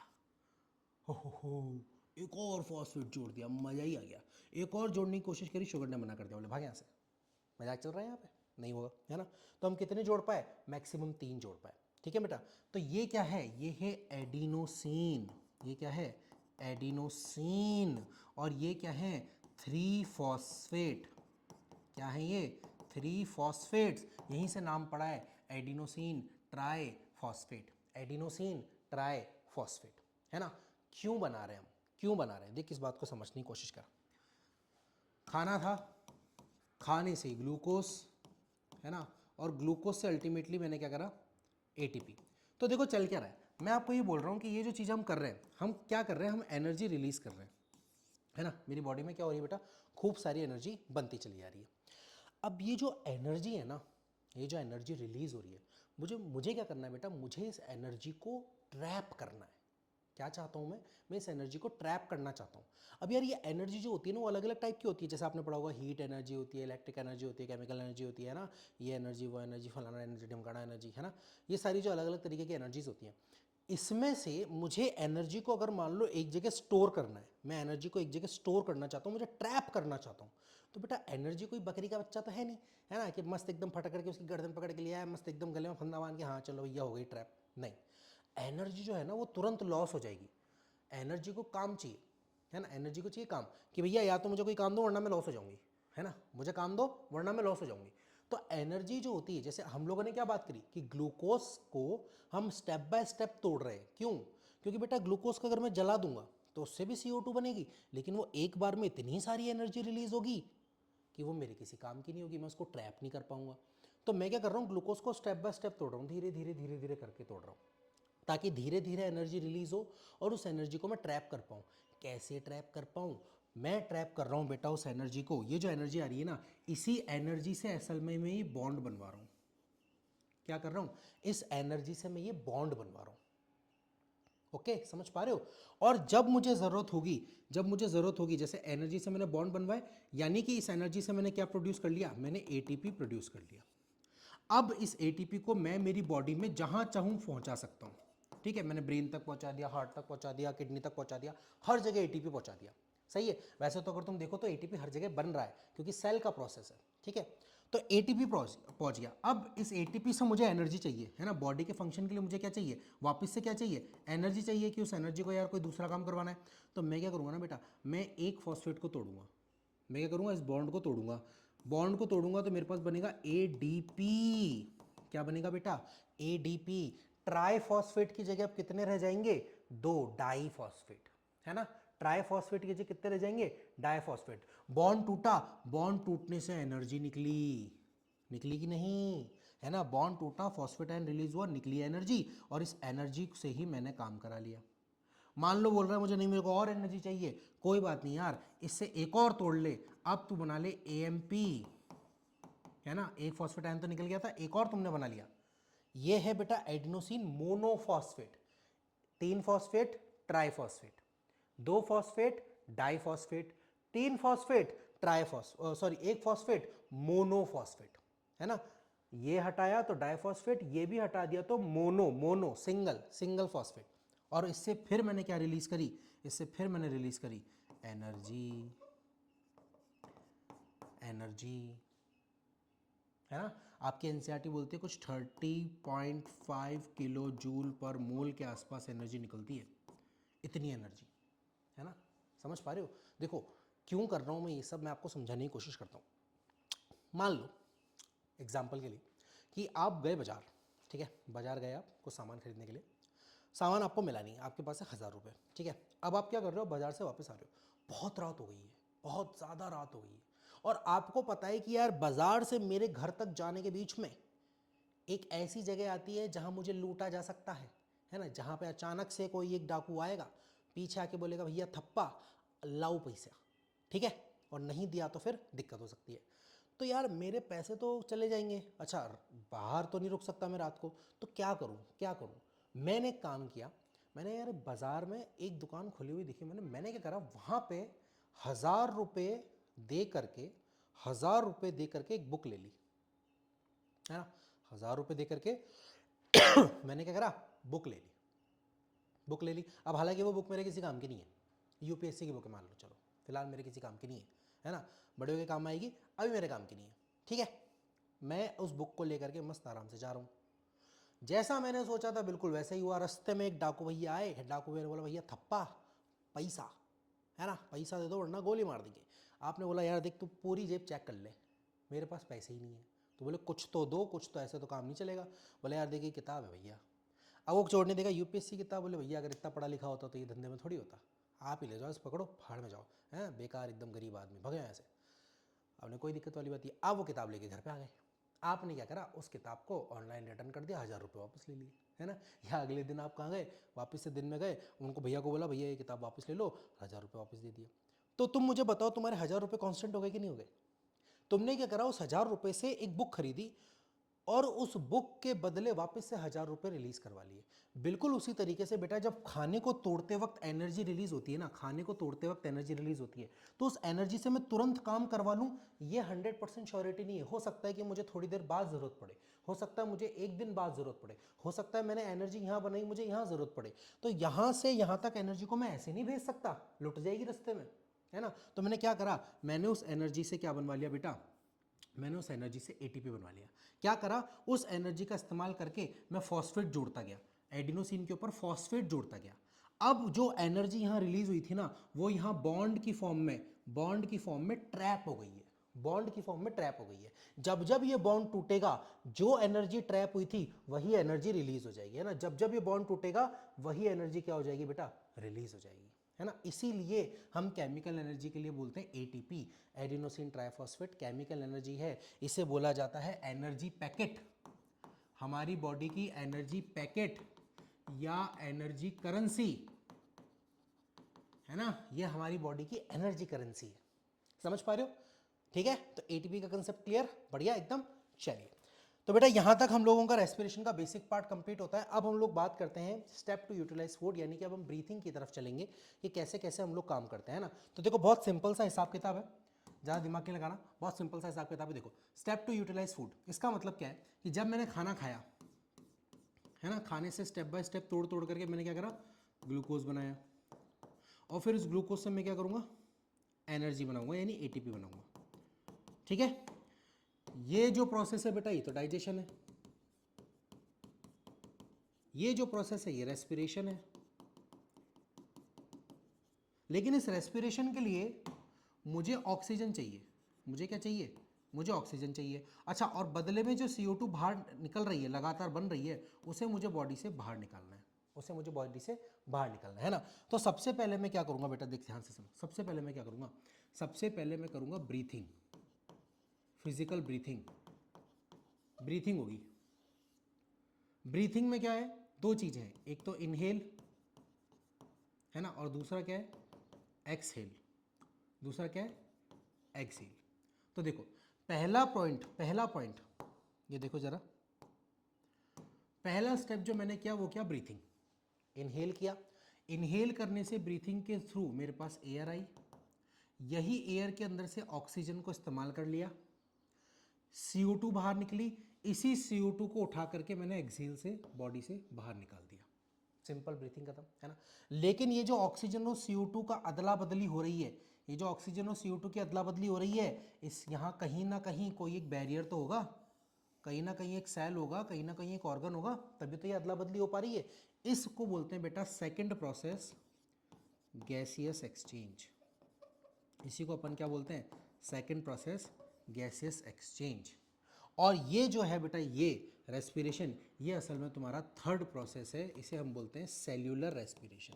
असल में इसको क्या बोलते हैं हम, सेलुलर रेस्पिरेशन। तो फूड को सिंथेसाइज, ठीक है, फूड को खा के ग्लूकोज तो बना लिया, लेकिन उससे एनर्जी बनाने के लिए मेरे को 3 काम करने पड़ेंगे। पहला काम, मुझे फिजिकल ब्रीथिंग करनी पड़ेगी, मतलब मैं एयर अंदर लूँगा, एयर अंदर जाएगी, उसका गैसेज एक्सचेंज होगा, गैसेज एक्सचेंज के बाद वो एयर ब्लड में चली जाएगी, ब्लड के बाद वो सेल तक जाएगी, सेल के अंदर ग्लूकोज से टूट का एटीपी बन रहा है, उस प्रोसेस में मदद करेगी, बदले में CO2 बनेगी, इस CO2 को ब्लड के थ्रू पहुंचाया जाएगा, फिर दोबारा गैसेज एक्सचेंज होगा, है ना, और ये CO2 को मैं एक्सेल के रास्ते से बाहर निकाल दूंगा। ये प्रोसेस मेरा चल रहा है, सिंपल सा हिसाब किताब है, ठीक है। तो इस तरीके से हम लोग फूड को हम लोग क्या करते हैं भाई, यूज़ करते हैं। समझ पा रहे हो क्या अच्छे से, है ना। तो अभी तक मैंने इसके बारे में बात कर ली है। देखो अभी तक मैंने क्या बात कर ली है, मैंने इस प्रोसेस के बारे में बात कर ली है। मुझे बात करनी है इस प्रोसेस के बारे में और इस प्रोसेस के बारे में, है ना। मुझे 2 प्रोसेस के बारे में और बात करनी है, मुझे ब्रीथिंग के बारे में बात करनी है और मुझे गैसेस एक्सचेंज के बारे में बात करनी है। तो अब हम लोग बेटा ब्रीथिंग के बारे में बात करना स्टार्ट करेंगे। आ जाओ, गैसियस एक्सचेंज इन ऑर्गेनिज्म, ब्रीथिंग यानी कि गैसियस एक्सचेंज। देखो यार बहुत सिंपल सा हिसाब किताब है। ऑर्गेनिज्म जो होते हैं ना वो अलग अलग तरीके के होते हैं। जैसे मान लो एक मेरे पास है सिंपल ऑर्गेनिज्म, ठीक है, एक मान लो मेरे पास है यूनिसेल्यूलर, या अगर मल्टी सेल्यूलर भी है तो सिंपल ऑर्गेनिज्म है, multi cellular but simple organism, है ना, सिंपल ऑर्गेनिज्म। जैसे कि वॉर्म्स हो गए, वॉर्म्स हो गए, समझ पा रहे हो क्या, है ना। और यूनिसेलुलर ऑर्गेनिज्म तो आपको बताने की जरूरत ही नहीं है, ठीक है। तो इनके अंदर क्या होता है ना, इनके अंदर होता है कि जो गैसेस एक्सचेंज चल रहा है इनके अंदर, जो गैसेस का एक्सचेंज चल रहा है इनके अंदर, उसके लिए कोई ब्लड, कोई ऑर्गन की रिक्वायरमेंट नहीं है। क्यों नहीं है, सोच के देखो। ये मेरा अमीबा मस्त अपनी जिंदगी जी रहा है, इसी सेल में सारे काम चल रहे हैं, इसी सेल में डाइजेशन चल रहा है, इसी सेल में एक्सक्रीशन चल रहा है, इसी सेल में सर्कुलेशन चल रहा है, इसी सेल में रेस्पिरेशन चल रहा है, सब कुछ इसी सेल में चल रहा है, क्योंकि पूरी बॉडी ही एक सेल की बनी है ना। तो यार इसे क्यों किसी चीज़ की ज़रूरत है, सिंपल, ये तो एटमॉस्फेयर के डायरेक्ट कॉन्टैक्ट में है ना। ये प्लाज्मा मेम्ब्रेन क्या है, एटमॉस्फेयर के डायरेक्ट कॉन्टैक्ट में है, तो एटमॉस्फेयर से सीधे गैसेस का एक्सचेंज कर सकता है ये तो, है ना। तो यहाँ पर गैसेस एक्सचेंज कैसे हो रहा है, bye simple diffusion, bye simple diffusion. Simple diffusion से गैसेस एक्सचेंज आराम से हो पाएगा, क्यों, क्योंकि बहुत ज़्यादा दूर तक गैसेस को नहीं पहुंचाना है, बहुत ज़्यादा दूर तक गैसेस को नहीं पहुंचाना है। सेल खुद डायरेक्टली एटमॉस्फेयर के कांटेक्ट में है ना। सेल क्या है, यहाँ पर अगर मैं बात करूँ यूनिसेलुलर की स्पेसिफिकली बात कर रहा हूँ मैं, तो यहाँ पर क्या है, बॉडी जो है यानी जो सेल है वो डायरेक्ट कांटेक्ट में है, डायरेक्ट कांटेक्ट विथ एनवायरनमेंट, और एनवायरनमेंट के डायरेक्ट कांटेक्ट में है तो वो डायरेक्ट गैसेस एक्सचेंज कर सकता है, ठीक है। लेकिन अगर मान लो हम थोड़ा सा आगे चलते हैं, हम चलते हैं मल्टी सेल्यूलर, हम बात करते हैं मल्टी सेल्यूलर कॉम्प्लेक्स ऑर्गेनिज्म की, मल्टी सेल्यूलर कॉम्प्लेक्स ऑर्गेनिज्म। और मल्टी सेल्यूलर कॉम्प्लेक्स ऑर्गेनिज्म में क्या आते हैं बेटा हमारे पास, मल्टी सेल्यूलर कॉम्प्लेक्स ऑर्गेनिज्म में हमारे पास या तो आते हैं प्लांट्स, बड़े बड़े प्लांट्स, है ना, या फिर हमारे पास आते हैं एनिमल्स, ठीक है ना। अगर आप लोगों ने थोड़ा बहुत 9th क्लास में डाइवर्सिटी वाला चैप्टर पढ़ा है हल्का फुल्का, वैसे तो कोर्स में से हट गया था, बट अगर आपको हल्का फुल्का पता हो तो 5 किंगडम होती है, monera, protista, fungi, plantae, animalia. Monerans मतलब बैक्टीरिया, यूनिसेलुलर, प्रोटिस्टेंस मतलब अमीबा, यूग्लिना, पैरामीशियम, ये भी यूनिसेलुलर। तो ये तो यूनिसेलुलर की कैटेगरी में आ गया, डिफ्यूजन से काम हो गया। तीसरा आता है फंगस। अब फंगस की खुद की बॉडी भी बेटा सिंपल होती है ना, सिंपल थैलोइड बॉडी होती है उनके अंदर, बहुत ज़्यादा बड़ी बड़े नहीं होते फंगस, सिंपल माइसीलियम होता है, सिंपल हाइफी होता है, वहाँ पर भी बॉडी के थ्रू नॉर्मल एक्सचेंज हो सकता है। लेकिन जहाँ हम जाते हैं प्लांट और एनिमल के अंदर, अच्छा प्लांट और एनिमल में भी अलग अलग तरीके के ऑर्गेनिज्म है। जैसे एनिमल में वॉर्म्स की बात करूँ, ठीक है, या छोटे ऑर्गेनिजम्स की बात करूँ जैसे कि स्पॉन्जेस वगैरह हो गए, उनमें डायरेक्ट बॉडी से हो जाएगा। लेकिन कॉम्प्लेक्स ऑर्गेनिज्म से हम लोग हो गए, मैमल्स हो गए, है ना, एव्स हो गए, रेप्टाइल्स हो गए, वो सिंपल ऑर्गेनिज्म नहीं है, उनकी बॉडी में बहुत कॉम्प्लेक्सिटीज़ है। ऐसे ही प्लांट के अंदर एल्गी की बात नहीं कर रहा, लेकिन मैं जिम्नोस्पर्म्स की बात कर रहा हूँ, एंजियोस्पर्म्स की बात कर रहा हूँ, जिनमें फ्लावर लग रहे हैं एंजियोस्पर्म, वो तो बहुत कॉम्प्लेक्स है ना। नीम का पेड़, पीपल का पेड़, देखो कितने बड़े बड़े पेड़ है। तो वहाँ पे तो सिंपल डिफ्यूजन से काम नहीं चलेगा, वहाँ क्या करें, कैसे गैसेज एक्सचेंज होगा, आओ समझते हैं, बहुत आसान है। देखो समझाते हुए चलते हैं अपन फटाफट फटाफट, ठीक है। अच्छा, यहाँ से अगर मान लो क्वेश्चन आया, why simple diffusion is not sufficient to meet the gaseous exchange of multicellular organism. तो आप समझ पा रहे हो ना, मल्टी सेलुलर ऑर्गेनिजम्स के डायरेक्ट सेल कॉम्प्लेक्स जो डायरेक्ट है ना, जैसे मान लो ये फॉर एग्जांपल ऐसे मैं एक बॉडी बना देता हूँ, ये भाई बॉडी बन गई है ना। तो यार ये वाला सेल तो डायरेक्ट कांटेक्ट में है, पर अंदर जितने भी ऑर्गन हैं वहां तक अगर डिफ्यूजन से मैं पहुंचाना जाऊं तो बहुत टाइम लग जाएंगे बेटा, कई साल लग जाएंगे डिफ्यूजन से इतने लंबे रास्ते पे जाने में। तो यहाँ पर हमें क्विक रिस्पांस चाहिए, हमें एक ट्रांसपोर्टेशन सिस्टम की ज़रूरत है ताकि हम सही तरीके से फटाफट ऑक्सीजन को और कार्बन डाइऑक्साइड को एक्सचेंज कर पाए। इसीलिए यहाँ पे सिंपल डिफ्यूजन से काम नहीं चलेगा, आपको क्या चाहिए, आपको एक प्रॉपर यहाँ पर ऑर्गन सिस्टम चाहिए, जबकि यहाँ पर आपको कोई ऑर्गन सिस्टम की रिक्वायरमेंट नहीं है। ठीक है, चलिए आगे चलते हैं। तो अब हम लोग बात कर रहे हैं बेटा gases exchange in plants. Plants के अंदर गैसेज एक्सचेंज कैसे होता है? तो देखो बहुत ही सिंपल है। प्लांट्स जो होते हैं ना, जैसे मान लो ये प्लांट है मेरे पास, है ना, ये मोटा सा इसका तना हो गया, स्टेम, ठीक है, ये हो गई रूट्स, है ना, और लीफ, ये लीफ, यही मेन चीज़ें होती हैं प्लांट के अंदर, सही है ना। अब देखो यहाँ पर क्या होता है बेटा, प्लांट्स के अंदर कोई ब्लड जैसी चीज़ नहीं होती है ना, कोई लंग्स जैसी चीज़ नहीं होती, कोई लंग्स जैसी चीज़ नहीं होती, कोई ब्लड जैसी चीज़ नहीं होती, कोई हार्ट जैसी चीज़ नहीं होती। यानी कि यहाँ पर कोई ट्रांसपोर्टेशन नहीं हो रहा गैसेस का। गैसेस का बेटा खाने का ट्रांसपोर्टेशन होगा, पानी का होगा, वो भी अपन लोग पढ़ेंगे ट्रांसपोर्टेशन में, पर गैसेस का कोई ट्रांसपोर्टेशन नहीं हो रहा है।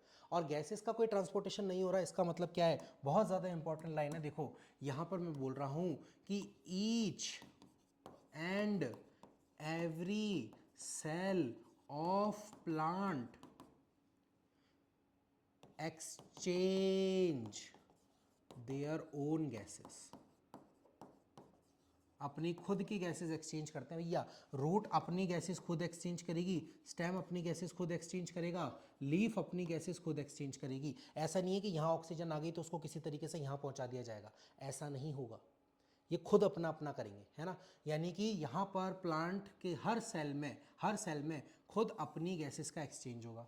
अब आप बोल रहे हो कि यार सर आपने भी थोड़ी देर पहले बोला था कि इतनी दूर तक तो डिफ्यूज़न होता ही नहीं है, मजे ले रहे हो हमारे हैं, और अचानक से अभी कंसेप्ट बदल दिया। नहीं बदला मैंने, देख सुन, मैं बेटा ये बोल रहा हूँ कि देख दिक्कत क्या है, दिक्कत ये ना कि बीच में नहीं आ पाएगा, ये देख ये वाला हिस्से में नहीं आ पाएगा, ये वाले हिस्से में नहीं आ पाएगा, मत आन दे यार, ये वाला हिस्सा वैसे भी डेड होता है प्लांट का। जो बड़े बड़े प्लांट होते हैं ना उनके अंदर बीच का हिस्सा सेकेंडरी जाइलम का बनता है, जाइलम के मैक्सिमम कंपोनेंट डेड होते हैं मेरे भाई, तो उनको तो वैसे भी ऑक्सीजन की ज़रूरत नहीं है। और ये जितने भी लिविंग ऑर्गेनिजम्स हैं ना, ये सॉरी जितने भी लिविंग सेल्स हैं, ये जितने भी लिविंग सेल्स हैं वो लिविंग सेल्स डायरेक्टली अपना ऑक्सीजन और CO2 एक्सचेंज कर सकते हैं बहुत ईजिली। किसके ज़रिए, ये जो स्टेम है और ये जो रूट है, इन दोनों के अंदर सेम चीज़ होती है बेटा, जिसको बोलते हैं लेंटिसेल्स। ठीक है, इनको हम क्या बोलते हैं, लेंटिसेल्स। छोटे छोटे छेद होते हैं जहाँ से हवा पास होती रहती है और अंदर आती रहती है, एक्सचेंज होता रहता है। और सबसे ज़्यादा एक्सचेंज चाहिए लीफ में, तो लीफ में तो तुम लोग जानते हो यार, एक चीज़ होती है जिसको हम बोलते हैं स्टोमेटा,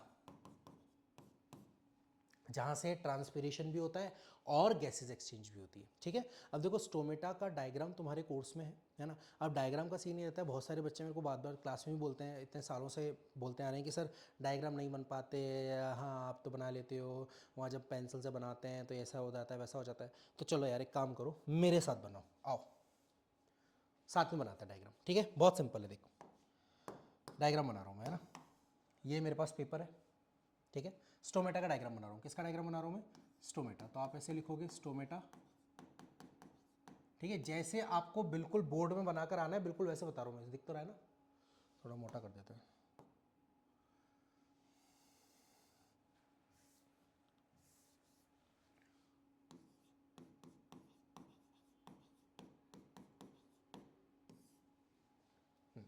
ठीक है, क्लियर है। तो देखो कैसे बनाना है, बहुत सिंपल है। आप 2 किडनी बीन बनाइए, ये देखो राजमा खाया ना राजमा घर में, ये एक बना लिया,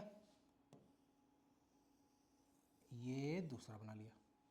ठीक है, अब देखो क्या करो, बहुत सिंपल सी बात है, ये वाला जो अंदर वाला पोर्शन है ना बेटा, दोनों किडनी बीन्स का, इसको थोड़ा सा आपको मोटा करना है।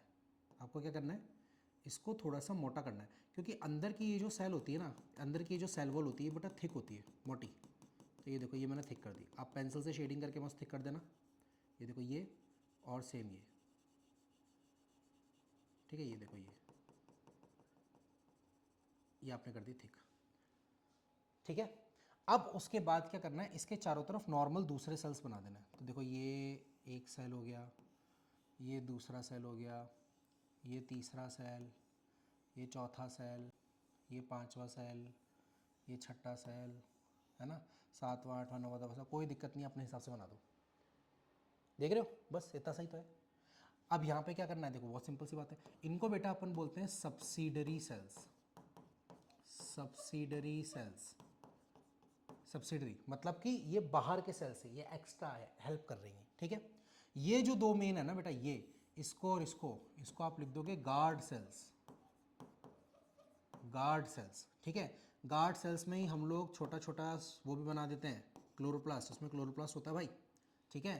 तो ये बना दिया chloroplast, chloroplast of guard cells, ठीक है। और ये जो बीच में छेद दिख रहा है ना बेटा, इसी को कहा जाता है स्टोमेटल एपरेचर या स्टोमेटल पोर बोल सकता हूँ इसको, छोटा सा छेद, है ना। बच्चों को ये डायग्राम समझ भी नहीं आता कि सर ये कह क्या रहे हो, आप समझाना क्या चाहते हो। देख मैं क्या समझाना चाह रहा हूँ, जो लीफ है ना, अगर मैं उसको लीफ को नीचे से देखूंगा ना, तो मुझे सेल ही सेल दिखेंगे ना। देख ऐसे सेल सेल दिखेंगे, उसी में से कुछ सेल ऐसे होते हैं, ऐसे, ठीक है। फिर यहाँ पे मान लिया एक और हो गया ऐसे, समझ पा रहे हो, ऐसे होते हैं। और अगर इसी को मैं टेढ़ा करके देखूँ, तो जैसे मान ली ये एपिडर्मल सेल्स है, ये देखिए ऐसा सेल हो गया, ये लाइक दिस। और यहाँ पे नॉर्मल सेल है, तो यहाँ से गैसेज आसानी से अंदर बाहर जा सकती हैं, समझ पा रहे हो, ये गैसेज आसानी से अंदर बाहर जा सकती हैं। यही होता है बेटा स्टोमेटा का डायग्राम, और कुछ भी नहीं है। अच्छा ये जो डायग्राम है ना बेटा, ये ओपन स्टोमेटा का है। आपको साफ साफ दिखाई दे रहा है स्टोमेटा कैसा है, ओपन। ओपन क्लोज में कुछ नहीं करना, इसी को थोड़ा सा पिचका देना है, देखो ऐसे, ये देखो वापस से इसको थोड़ा सा मोटा कर दो, इसको थोड़ा सा मोटा कर दो, है ना, लाइक दिस।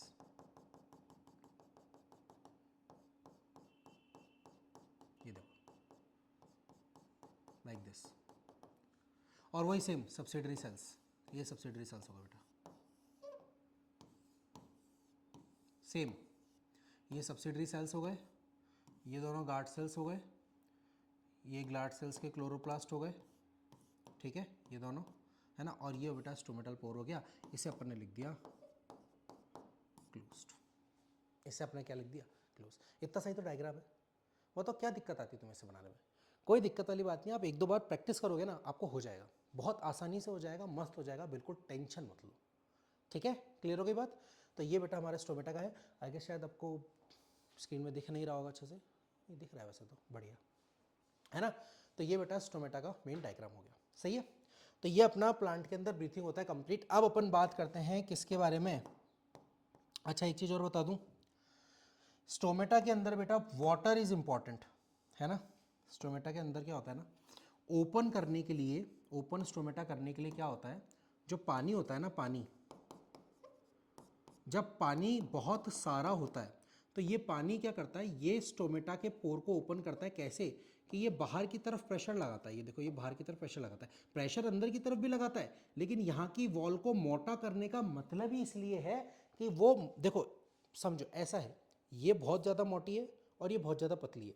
तो अगर मैं इसको फुलाऊंगा तो इसके ऊपर बाहर की तरफ उतना प्रेशर नहीं लगेगा जितना इसके ऊपर प्रेशर लगेगा पीछे की तरफ, है ना। जैसे वो हार्ट शेप वाला बलून नहीं आता, जब उसको फुलाते हो तो जो एरिया जहाँ पे ये ऐसा खांच बना हुआ रहता है, जहाँ पे है ना, जहाँ पे बहुत ज़्यादा थोड़ा सा रबड़ ज़्यादा होता है यहाँ पे, तो आप इसको फुलाने की कोशिश करोगे ना, तो ये तो अंदर घुसता चला जाएगा, लेकिन इधर वाला जो एरिया वो फूलता चला जाएगा उसके रिस्पेक्ट में। और ऐसे ही जब पानी कम होता है ना, तो ये सिकुड़ जाता है, ठीक है। जब पानी कम होता है तो ये अपने आप बंद हो जाता है। तो वाटर इज रिक्वायर्ड। अगर वाटर ज़्यादा है तो स्टोमेटा ओपन हो जाएगा, ठीक है। और अगर वाटर कम है, पानी कम हो रहा है, तो बेटा स्टोमेटा क्लोज हो जाएगा, स्टोमेटा क्लोज हो जाएगा। तो पानी के अंदर बाहर होने की वजह से स्टोमेटा के अंदर ये चेंज आता है, ठीक है। ये चीज़ आप लोगों को ध्यान रखनी है। आ जाओ नेक्स्ट, हम लोग बात कर रहे हैं गैसियस एक्सचेंज इन एनिमल्स, हाँ ये बहुत इंपॉर्टेंट है। ह्यूमंस के बारे में बात कर रहे हैं हम, gaseous exchange very very very very important. आओ बात कर लें फटाफट से। सबसे पहले तो हम लोगों को पता होना चाहिए कि हम लोग यहाँ पर गैसियस एक्सचेंज के बारे में बात कर रहे हैं, रेस्पिरेटरी सिस्टम के बारे में बात नहीं कर रहे हैं हम लोग। लेकिन क्योंकि हमारी एनसीईआरटी में वो रेस्पिरेटरी सिस्टम के नाम से ही दे रखा है, अगर ह्यूमन रेस्पिरेटरी सिस्टम का डायग्राम पूछा गया तो बेटा तुम्हें वही बनाना है, अपनी मर्जी से कुछ और मत पेल देना, ठीक है? ये बहुत ज़्यादा ज़रूरी है ना? चलो अब देखो,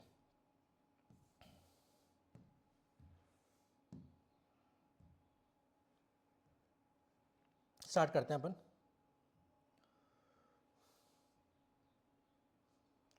gases exchange in animals, humans, ठीक है?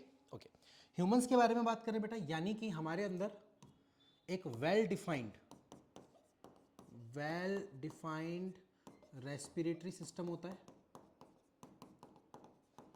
ठीक है? वेल डिफाइंड रेस्पिरेटरी सिस्टम होता है। क्या क्या होता है उसमें? 1 पेयर लंग्स होते हैं बेटा, 1 पेयर लंग्स, ठीक है? 1 dome shaped muscle, dome shaped की मसल होती है जिसको क्या बोलते हैं? डायफ्राम बोलते हैं, डायफ्राम बोलते हैं, ठीक है? इसके अलावा स्टार्ट होती है नेज़ल कैविटी से, नेज़ल कैविटी से, है ना? फिर नेज़ल कैविटी से हम जाते हैं फेरिंग्स की तरफ, ठीक है? फेरिंग्स की तरफ, फेरिंग्स से हम जाते हैं लैरिंग्स की तरफ। लैरिंग्स को ही बेटा साउंड बॉक्स कहा जाता है, ये चीज़ अपन को याद रखनी है। यहीं से आप मेरी जो है बहुत ही मधुर मधुर आवाज़ सुन रहे हैं आप, ये लैरिंग्स ही है। फिर लैरिंग्स के बाद स्टार्ट हो जाता है हमारा ट्रेकिया, यानी कि हमारा विंड पाइप। विंड पाइप आगे जा कर के ब्रोंकस में डिवाइड हो जाता है, ठीक है? ब्रोंकस बहुत सारे को मतलब सिंगल सिंगल को ब्रोंकस बोलते हैं, दोनों को मिला करके ब्रोंका ही बोल देते हैं। प्राइमरी, सेकेंडरी, टर्शरी ऐसे करके होते चला जाता है, आपके इतने ज़्यादा कोर्स में नहीं है। फिर ब्रोंकस के बाद हम लोगों को पता होना चाहिए कि ब्रोंकियोल्स आते हैं, है ना? डिवाइड होता चला जा रहा है और लास्ट में ऐसे करते करते करते करते हम पहुंच जाते हैं एल्वियोलाई तक, एल्वियोलाई तक, ठीक है? और एल्वियोलाई ही वो साइट है जहां पर गैसेस एक्सचेंज होगा। तो ये सारी बातें अपने को पता होनी चाहिए। तो सबसे पहले अपन एक काम करते हैं, अपन डायग्रामेटिकली इस चीज़ को देख लेते हैं और उसके बाद अपन लोग आगे बात करेंगे, है ना? आ जाओ, हाँ जी, चलो आओ फटाफट से। देखो इसका भी डायग्राम कोई बहुत ज़्यादा मुश्किल नहीं है, सिंपल सा डायग्राम है, अपन बना लेते हैं। देखो सबसे पहले ये अपन ने बना ली नाक, ये अपन ने बना लिया मुंह, ठीक है? ये हमारी हो गई बॉडी। अब देखो इसको बनाना किस तरीके से, बहुत सिंपल सी बात है, ठीक है? ये देखो सबसे पहले तो आप क्या करोगे, आप डायफ्राम बना लो, ये बन गया, ये डायफ्राम। डायफ्राम बेटा हमारी बॉडी को ना 2 पार्ट में डिवाइड करता है। ऊपर वाले पार्ट को हम लोग बोलते हैं थोरेसिक कैविटी और नीचे वाले पार्ट को हम लोग बोलते हैं एब्डोमिनल कैविटी, ठीक है? ओके, चलो बहुत बढ़िया। अब इस बात को समझते हैं, चलो आगे क्या क्या चल रहा है। तो ये डायफ्राम बन गया। अब देखो बेटा ध्यान से, है ना? इधर देखो, सबसे पहले मैं आपको समझाने के लिए इसको थोड़ा सा ऐसे करके दिखा रहा हूँ, है ना? आपको सिंपल बनाना है। देखो ये जो हमारी नाक है, बहुत ही खतरनाक सी जो नाक बनी है ना? एकदम तोते जैसी नाक बन गई इसकी, तो ये लो, है ना? ठीक है चलेगा। आओ देखो समझते हैं। तो बेटा यहाँ नाक के इधर की तरफ हमें एक पूरी कैविटी मिलती है। देखो ये हमारा हार्ड पैलेट था, ये मैंने आपको डाइजेस्टिव सिस्टम में बताया था, है ना? जीभ को अगर आप ऊपर टच करोगे तो हार्ड पैलेट आता है और उसके पीछे सॉफ्ट पैलेट होता है, ये सॉफ्ट पैलेट होता है, ठीक है? ये जो एरिया है, ये जो एरिया है, ये वाला, ये है ओरल कैविटी। ये क्या है? Oral cavity. इसका मुझे कोई लेना देना नहीं है, ये मेरे लिए इंपॉर्टेंट है। ये जो कैविटी है ना बेटा, इसको मैं बोलता हूं नेजल कैविटी। इसको मैं क्या बोलता हूं? नेजल कैविटी, ठीक है? नेजल कैविटी के अंदर ही आपको पता होनी चाहिए कि कुछ सेल्स होते हैं, कुछ सेल्स होते हैं बेटा, और यही ऑल्फैक्टरी रिसेप्टर होता है हमारा। यहीं पर होता है हमारे ऑल्फैक्टरी रिसेप्टर्स, यानी कि जो हमें स्मेल का सेंसेशन होता है ना, वो यहीं से होता है, ठीक है? ओके, अब यहाँ पे पीछे की तरफ अगर आप ध्यान से देखो, है ना? तो देखो आगे की तरफ है मेरे पास विंड पाइप, ये देखो ये, ये हुआ ग्लॉटिस, है ना, और ये हुआ एपिग्लॉटिस, उसके ऊपर छोटा सा फ्लैप, और यहीं पर आपके लैरिंग्स बता रखा है, ठीक है। और ये मेरे पास है ट्रैकिया, है ना, ये ट्रैकिया है, ये ट्रैकिया है, ठीक है। अब सांस जो है यानी कि जो एयर है उसको यहाँ से यहाँ जाना है, और पीछे की तरफ होती है फूड पाइप, यानी खाने को यहाँ से यहाँ जाना है। तो एक कॉमन एरिया दिख रहा है ना मुझे दोनों तरफ, है ना, एक कॉमन एरिया दिख रहा है। तो ये जो कॉमन एरिया होता है ना बेटा, इस कॉमन एरिया को देखो, यहाँ पे मैं फूड पाइप बना देता हूँ, ये फूड पाइप होगी। ये जो कॉमन एरिया है, ये जो कॉमन एरिया है, ये कॉमन एरिया, इसी को बेटा अपन बोलते हैं फेरिंग्स। इसी को अपन लोग क्या बोलते हैं? फेरिंग्स, ठीक है। फेरिंग्स के जस्ट नीचे ये मुझे मिल रहा है एपिग्लॉटिस, ये मुझे मिल रहा है ग्लॉटिस, ठीक है। ये दोनों के दोनों ट्रैकिया के अपर पार्ट में कवर करके रख रहे हैं। अच्छा, और उसमें से भी बेटा ये जो एपिग्लॉटिस है ना, एपिग्लॉटिस ये प्रोटेक्ट करता है, protect entry of food in trachea. ये ट्रैकिया में एंट्री ऑफ फूड को प्रिवेंट करता है, ठीक है। ऐसा जैसे ये मान लो ये है, ठीक है, उसके ऊपर ये ढक्कन लगा हुआ है। तो जब हम गटकते हैं ना खाना, देखो इंगल्फ कर रहे हैं, ये चीज़ ऊपर उठती है, तो ये ऐसे ऊपर उठ के इसको बंद कर देता है, ये ऐसे ऊपर उठ के इसको बंद कर देता है, ठीक है। चलो, ये ग्लॉटिस हो गया। अब ये जो ट्रैकिया है ना बेटा, अच्छा ये फूड पाइप है भाई, ये तो अपन को पता ही है ना। हालांकि ये डाइजेस्टिव सिस्टम का पार्ट नहीं है, ओ सॉरी, डाइजेस्टिव सिस्टम का पार्ट है, इसका पार्ट ही रेस्पिरेटरी सिस्टम का, बट मैं आपको बता देता हूँ, ये फूड पाइप है, ठीक है। अब ये ट्रैकिया बेटा, तो जो ट्रैकिया होता है ना बेटा, ट्रैकिया में सी शेप कार्टिलेजिनस रिंग्स होती हैं। तो देखो इसका हिसाब किताब कैसा होता है, मैं आपको समझाता हूँ। ये ऐसा हुआ, येलो कलर से बनाते हैं, चलो, ये देखो ऐसा है ना, और यहाँ पर एक सी शेप रिंग आ गई, ये देखो लाइक दिस, ऐसे, ठीक है। तो ये इसी तरीके से रहता है, देखो ये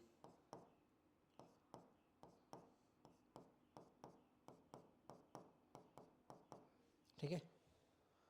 इसको थोड़ा सा छोटा कर देते हैं अपन, यहाँ तक पहुँचाना चाह रहे हैं अपन, इसको कहाँ तक पहुँचाना चाह रहे हैं, सॉरी, इसको पहुँचाना चाह रहे हैं अपन नीचे तक, ठीक है। तो ये लाइक दिस,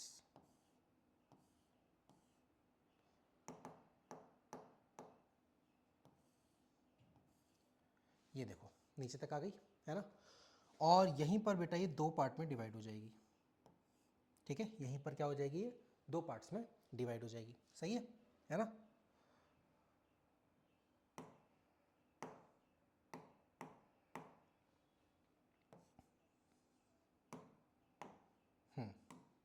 ओके, अब यहीं पर मुझे मिलेंगे लंग्स, ये इससे बना देते हैं, चलो, ये देखो ये लाइक दिस,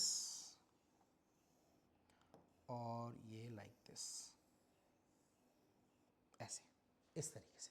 अगर आप ध्यान से देखो तो इस लंग्स के अंदर मैंने थोड़ी सी जगह छोड़ी, क्यों? क्योंकि बेटा यहीं जो है हमारा दिल आएगा, ये यहीं पे हमारा हार्ट आएगा, हार्ट यहीं पर आएगा हमारा हार्ट, ठीक है।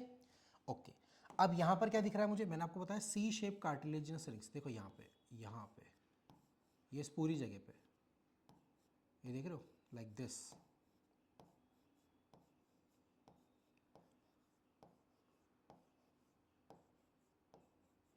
ऐसे सी शेप कार्टिलेजिनस रिंग्स होती हैं, ठीक है।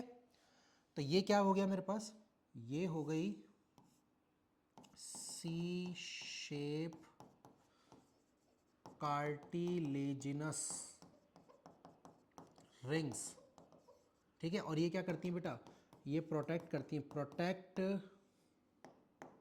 प्रोटेक्ट ट्रैकिया फ्रॉम कोलैप्सिंग, ये ट्रैकिया को कोलैप्स होने से बचाता है, ठीक है, कोलैप्स होने से बचाता है। देखो लाइक अम्ब्रेला होता है, अम्ब्रेला छाता देखा आपने, जब उसको खोलते हो तो है क्या, वो कपड़ा ही तो है, नॉर्मल कपड़ा है वो, लेकिन उसके अंदर से जो छोटे छोटे लोहे के वायर जा रहे हैं, उन्होंने ही उसको क्या कर रखा है, कोलैप्स होने से बचा रखा है। अगर आप वो वायर हटा दो तो क्या, कपड़ा तो ऐसे नीचे एकदम इकट्ठा हो जाएगा, है ना, कपड़ा ऐसे नीचे आ जाएगा, वो वायर की वजह से उठा हुआ है। बिल्कुल उसी तरीके से बेटा ये सी शेप कार्टिलेजिनस रिंग्स है ना। क्या होता है कि जैसे मान लीजिए ये मेरी ट्रैकिया है, देखो इस तरफ भी ब्लड वेसल्स है तो यहाँ पे ब्लड का प्रेशर है ना, यहाँ पर भी ब्लड का प्रेशर है, ठीक है। अगर मान लो कि मैंने बहुत जोर से खांसा या मैं गिर गया, मेरे चेस्ट के ऊपर बहुत ज़्यादा प्रेशर पड़ा, तो यहाँ पे है क्या, यहाँ पे एयर ही तो है। अगर वो एयर सारी एक्सहेल हो गई तो ये तो कोलैप्स हो जाएगी, ये ऐसे ट्यूब थी कोलैप्स हो जाएगी, ये तो दिक्कत हो जाएगी बहुत ज़्यादा, फिर मैं सांस ही कैसे ले पाऊंगा, है ना। तो वो कोलैप्स ना हो इसी को बचाने के लिए क्या है, यहाँ पे ऐसे कार्टिलेजिनस रिंग्स लगाई जाती हैं। तो उससे क्या होता है कि यहाँ तक तो झेल लेगी, ये देखो यहाँ तक तो झेल लेगी, यहाँ तक झेल लेगी, पर इसको कोलैप्स नहीं होने देगी। समझ पा रहे हो, है ना। तो ये इस तरीके का हिसाब किताब इसमें कुछ देखने को मिल जाता है। आओ आगे देखो, अब ये लंग्स है बेटा, तो यहाँ पर मेरे पास क्या हो गया, ये मेरे पास हो गया लेफ्ट लंग, ठीक है, ये मेरे पास हो गया राइट लंग, है ना, और किसी एक को पकड़ते हैं दोनों में से, ठीक है। अच्छा, इसे बेटा बोलते हैं कार्डियक नॉच, इसे बोलते हैं कार्डियक नॉच, है ना, कार्डियक नॉच, ठीक है, यही हमारा हार्ट है। इसको पकड़ लो किसी एक को। अब देखो ये ब्रोंकस बने, ये दोनों क्या है बेटा, है ना, इन दोनों को मिला करके मैं ब्रोंका ही लिख सकता हूँ, पर ये है क्या, प्राइमरी ब्रोंकस है, दोनों को मिला करके मैंने ब्रोंका ही लिख दिया।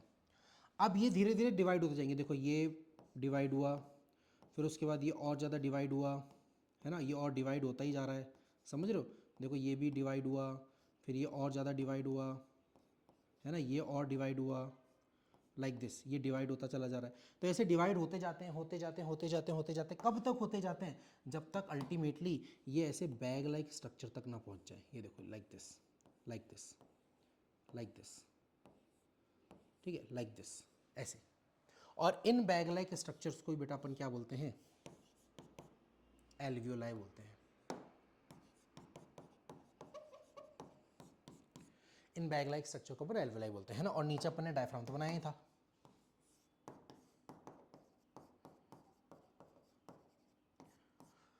सो ये आपका कंप्लीट रेस्पिरेटरी सिस्टम बनके तैयार हो जाता है ना। हेडिंग डाल सकते हैं आप लोग, ह्यूमन रेस्पिरेटरी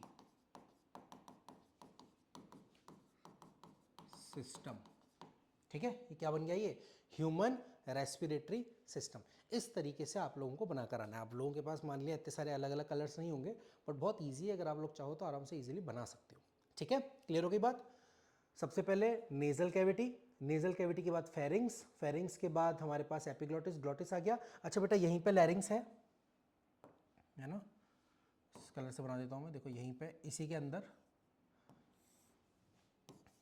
ये आ गया मेरे पास लैरिंग्स, यानी कि साउंड बॉक्स, ठीक है, साउंड बॉक्स, है ना, वोकल कॉर्ड्स होती हैं उसके अंदर। चलो, तो ये हमारे पास रेस्पिरेटरी सिस्टम होता है कंप्लीट। अब इसके बाद मैं आप लोगों को कुछ बेसिक बातें बता देता हूँ जो कि इंपॉर्टेंट है, जो आप लोगों को जाननी ज़रूरी है ना। क्या क्या बातें जाननी ज़रूरी है, देखो सबसे पहले फेरिंग्स जो होता है बेटा, फेरिंग्स उसको कॉमन ओपनिंग बोलते हैं, कॉमन ओपनिंग या part for food and air, ठीक है, दोनों के अंदर ये चीज़ आती है। दूसरी इंपॉर्टेंट बात क्या है, दूसरी इंपॉर्टेंट बात है लैरिंग्स के बारे में। तो लैरिंग्स जो है बेटा उसको हम साउंड बॉक्स कहते हैं, साउंड बॉक्स। उसमें होती क्या है, उसमें वोकल कॉर्ड्स होती हैं। वोकल कॉर्ड्स क्या है, बेसिकली स्ट्रेच्ड मसल है, स्ट्रेच्ड मसल टाइप, मसल या मेम्ब्रेन बोल सकते हो आप इसे। और जब उससे हवा पास होती है, हवा, तो वो वाइब्रेट करती हैं, और वाइब्रेट करने से साउंड प्रोड्यूस हो पाती है, ठीक है। तो यहाँ पर इसके बारे में आप लोगों ने रिप्रोडक्शन पढ़ा भी होगा कि वोकल कॉर्ड्स मोटी हो जाने की वजह से आवाज़ भारी लो पिच की हो जाती है, जैसे मेल्स में होती है। और अगर वोकल कॉर्ड्स पतली हैं तो आवाज़ तीखी यानी कि हाई पिच की हो जाएगी, जो कि फीमेल्स के अंदर होती हैं, ठीक है। फिर उसके बाद लंग्स तो ठीक है, चलो उसमें तो कोई दिक्कत वाली बात नहीं है। सी शेप कार्टिलेजिनस रिंग्स के बारे में आपको पता होना चाहिए, कई बार पूछा हुआ है क्वेश्चन कि कार्टिलेजिनस रिंग्स क्यों होती है, जिनस कार्टिलेजिनस रिंग्स, ठीक है, इसके बारे में आपको बात पता होनी चाहिए। अच्छा दूसरी बात बेटा, सी शेप ही क्यों होती है, देखो ये मान लो कि मैं ऊपर से देख रहा हूँ, ये मेरे पास फूड पाइप है, ये मेरे पास क्या है, ये मेरे पास फूड पाइप है, ये मेरे पास ट्रैकिया है। अब अगर मैं ये कार्टिलेजिनस रिंग पूरी लगा देता, है ना, देखो पूरी लगा देता, तो इसका इरिटेशन फूड पाइप में होता ना, क्योंकि जब मैं खाना एंगल्फ करूंगा तो वो रिदमिक पेरिस्टालिसिस होगा, रिदमिक पेरिस्टालिसिस होगा ऐसा करके, है ना। तो उसकी वजह से क्या होगा, फिर वो कार्टिलेज से घिसेगा ना, फ्रिक्शन होगा उसके अंदर, है ना। तो देखो नेचर कितनी स्मार्ट है, उसने यहीं तक लगाई है ऐसे, इतनी कि यहाँ पर आराम से पेरिस्टालिसिस हो जाए और यहाँ पर इसको प्रोटेक्शन भी मिल जाए, है ना। कितनी ज़्यादा स्मार्ट है देखो नेचर, बहुत ही बढ़िया। फिर उसके बाद एल्वियोलाई के बारे में बात करते हैं बेटा। तो एल्वियोलाई जो होती है ना, वो हाईली वेस्क्युलराइज्ड मेम्ब्रेन है बेटा, एक तरीके की मेम्ब्रेन, ठीक है, इस तरीके की होती है ये, लाइक दिस, ठीक है। और अगर तुम ध्यान से सोचो, 9th क्लास अगर तुमने थोड़ी बहुत पढ़ी हो, तुम्हें याद हो, तो यहां पर होगा बेटा simple squamous epithelium, simple squamous epithelium. क्यों? क्योंकि यहां पर बहुत ही फास्ट डिफ्यूजन होने की ज़रूरत है ना, यहां पर। और इसी के जस्ट पास में जो ब्लड कैपिलरीज घूम रही होंगी, है ना, ये ब्लड कैपिलरीज जो घूम रही है, इसमें ब्लड उभर रहा है, इसके अंदर भी क्या है, सिंपल स्क्वैमस एपिथेलियल टिश्यू है। क्यों? क्योंकि यहीं पर क्या होता है बेटा, गैसेस का एक्सचेंज होता है, ऑक्सीजन और CO2 के बीच में गैसेस का एक्सचेंज होता है, ठीक है। क्लियर होगी बात। तो अगर मेरे से पूछा जाए एल्वोलाई के बारे में इंपॉर्टेंट बात क्या है, तो this is the site of gaseous exchange, main site जिसको बोल सकते हैं। इससे पहले हल्का फुल्का होने लग जाता है एल्वियोलर डक्ट में, बट उतना अपन को दिमाग में नहीं रखना, अपने दिमाग में अपन को रखना है कि साइट ऑफ गैसियस एक्सचेंज है, मतलब एल्वोलाई ही वो जगह है जहां पर गैसेस के बीच में एक्सचेंज होगा, ऑक्सीजन और CO2 के बीच में एक्सचेंज देखने को मिल जाएगा। ओके, तो ये बेसिक बातें हैं जो आप लोगों को रेस्पिरेटरी सिस्टम के बारे में पता नहीं चाहिए। अच्छा, अगर मैं आपसे पूछूं, एक बार सोचना, है ना, एक बहुत ही सिंपल सा क्वेश्चन है, सोचो कि यार नोज से स्टार्ट किया हमने, अच्छा नोज में हेयर है, ठीक है, म्यूकस है, तो वो क्या कर रहा है, वो ट्रैप कर रहा है किसको, डस्ट पार्टिकल्स को, है ना, या फिर किसी भी तरीके के माइक्रोब्स को, ताकि वो हमारे लंग्स में एंटर ना कर पाए, ठीक है। नोज है, फिर नोज के बाद मेरे पास ट्रैकिया है ना, उससे पहले नेजल कैविटी, फेरिंग्स, लैरिंग्स, फिर उसके बाद मेरे पास ब्रोंकस, फिर उसके बाद मेरे पास ब्रोंकियोल्स, है ना, ब्रोंकियोल्स, ठीक है, ब्रोंकाइज हैं, फिर उसके बाद जाते जाते जाते जाते जाते लास्ट में जाके एल्वियोलाई, यहाँ हो रहा है गैसेस का एक्सचेंज। तो मैं अगर आपसे ये पूछूं कि यार इतने सारे तामझाम की ज़रूरत क्या है, आप बोलोगे सर बहुत आसान है, ये देखो, ये देखो, एयर फिल्ट्रेशन चल रहा है, पहला काम एयर फिल्ट्रेशन चल रहा है, एयर फिल्टर हो रही है अंदर आते वक्त। मैंने बोला देख बहुत बढ़िया, और कुछ बता, सोच, एयर फिल्टर तो खाली नोज में हो जा रही थी, ट्रैकिया, ब्रोंकाई, ब्रोंकस, ब्रोंकस वगैरह इन सब में थोड़ी हो रही है एयर फिल्टर, है ना, वो तो ऊपर हो गई, तो इन सब का क्या लेना देना है फिर। तो अब आप सोचोगे कि सर क्या है वो, ये सब इसलिए है बेटा क्योंकि मैं आपको सिंपल सी लैंग्वेज में समझा देता हूँ। देखो बहुत सिंपल है, हमारे बाहर, है ना, जैसे हमारा जो चिंटू था, कहाँ गया चिंटू, सबसे आगे, ये देखो, ये जो हमारा चिंटू है, इसके बाहर एटमॉस्फेयर है, एटमॉस्फेयर का टेम्परेचर बेटा बहुत गर्मी है तो 45 डिग्री सेल्सियस तक भी जा सकता है, बहुत ज़्यादा सर्दी है तो 5 डिग्री सेल्सियस तक भी जा सकता है, लेकिन चिंटू का बॉडी टेम्परेचर 37 डिग्री ही होना चाहिए क्योंकि हम वार्म ब्लडेड एनिमल है कि नहीं। लेकिन अगर मान लो ये 5 डिग्री या 45 डिग्री वाली हवा को अगर मैं एल्वोलाई तक लेके जाऊंगा तो ये एल्वोलाई को डैमेज नहीं कर देगी क्या, कर देगी ना। तो ऊपर से लेके नीचे तक आते आते आते आते बेटा क्या हो जाता है, एक तो टेम्परेचर रेगुलेशन हो जाता है एयर का, क्या हो जाता है, टेम्परेचर रेगुलेशन हो जाता है, हमारी बॉडी के लगभग बराबर आ जाता है, ठीक है। और तीसरी बात क्या है बेटा, जो एयर है ना, एयर वो मॉइस्ट हो जाती है, मॉइस्ट हो जाती है, मतलब उसमें थोड़ा थोड़ा पानी मिक्स हो जाता है, पानी मिक्स होने की वजह से एयर थोड़ी भारी हो जाती है, और उससे क्या हो जाता है, गैसेस का जो एक्सचेंज है, गैसियस एक्सचेंज जो है ना बेटा, गैसियस एक्सचेंज वो बेस्ट होता है, बेस्ट होता है। तो याद रखना ये जो पूरा ट्रैक है, ये जो पूरा रेस्पिरेटरी ट्रैक है, उसके मेन 3 काम है। कौन कौन से 3 काम है, सबसे पहला तो एयर को फिल्टर करना, ठीक है, डस्ट पार्टिकल्स, माइक्रोब्स जो भी आ रहे हैं, हेयर्स हैं, म्यूकस है, वो सब उसको ट्रैप कर लेंगे। दूसरा टेम्परेचर रेगुलेशन करना, और तीसरा एयर को मॉइस्ट करना यानी ह्यूमिड करना, आप ह्यूमिड भी लिख सकते हो,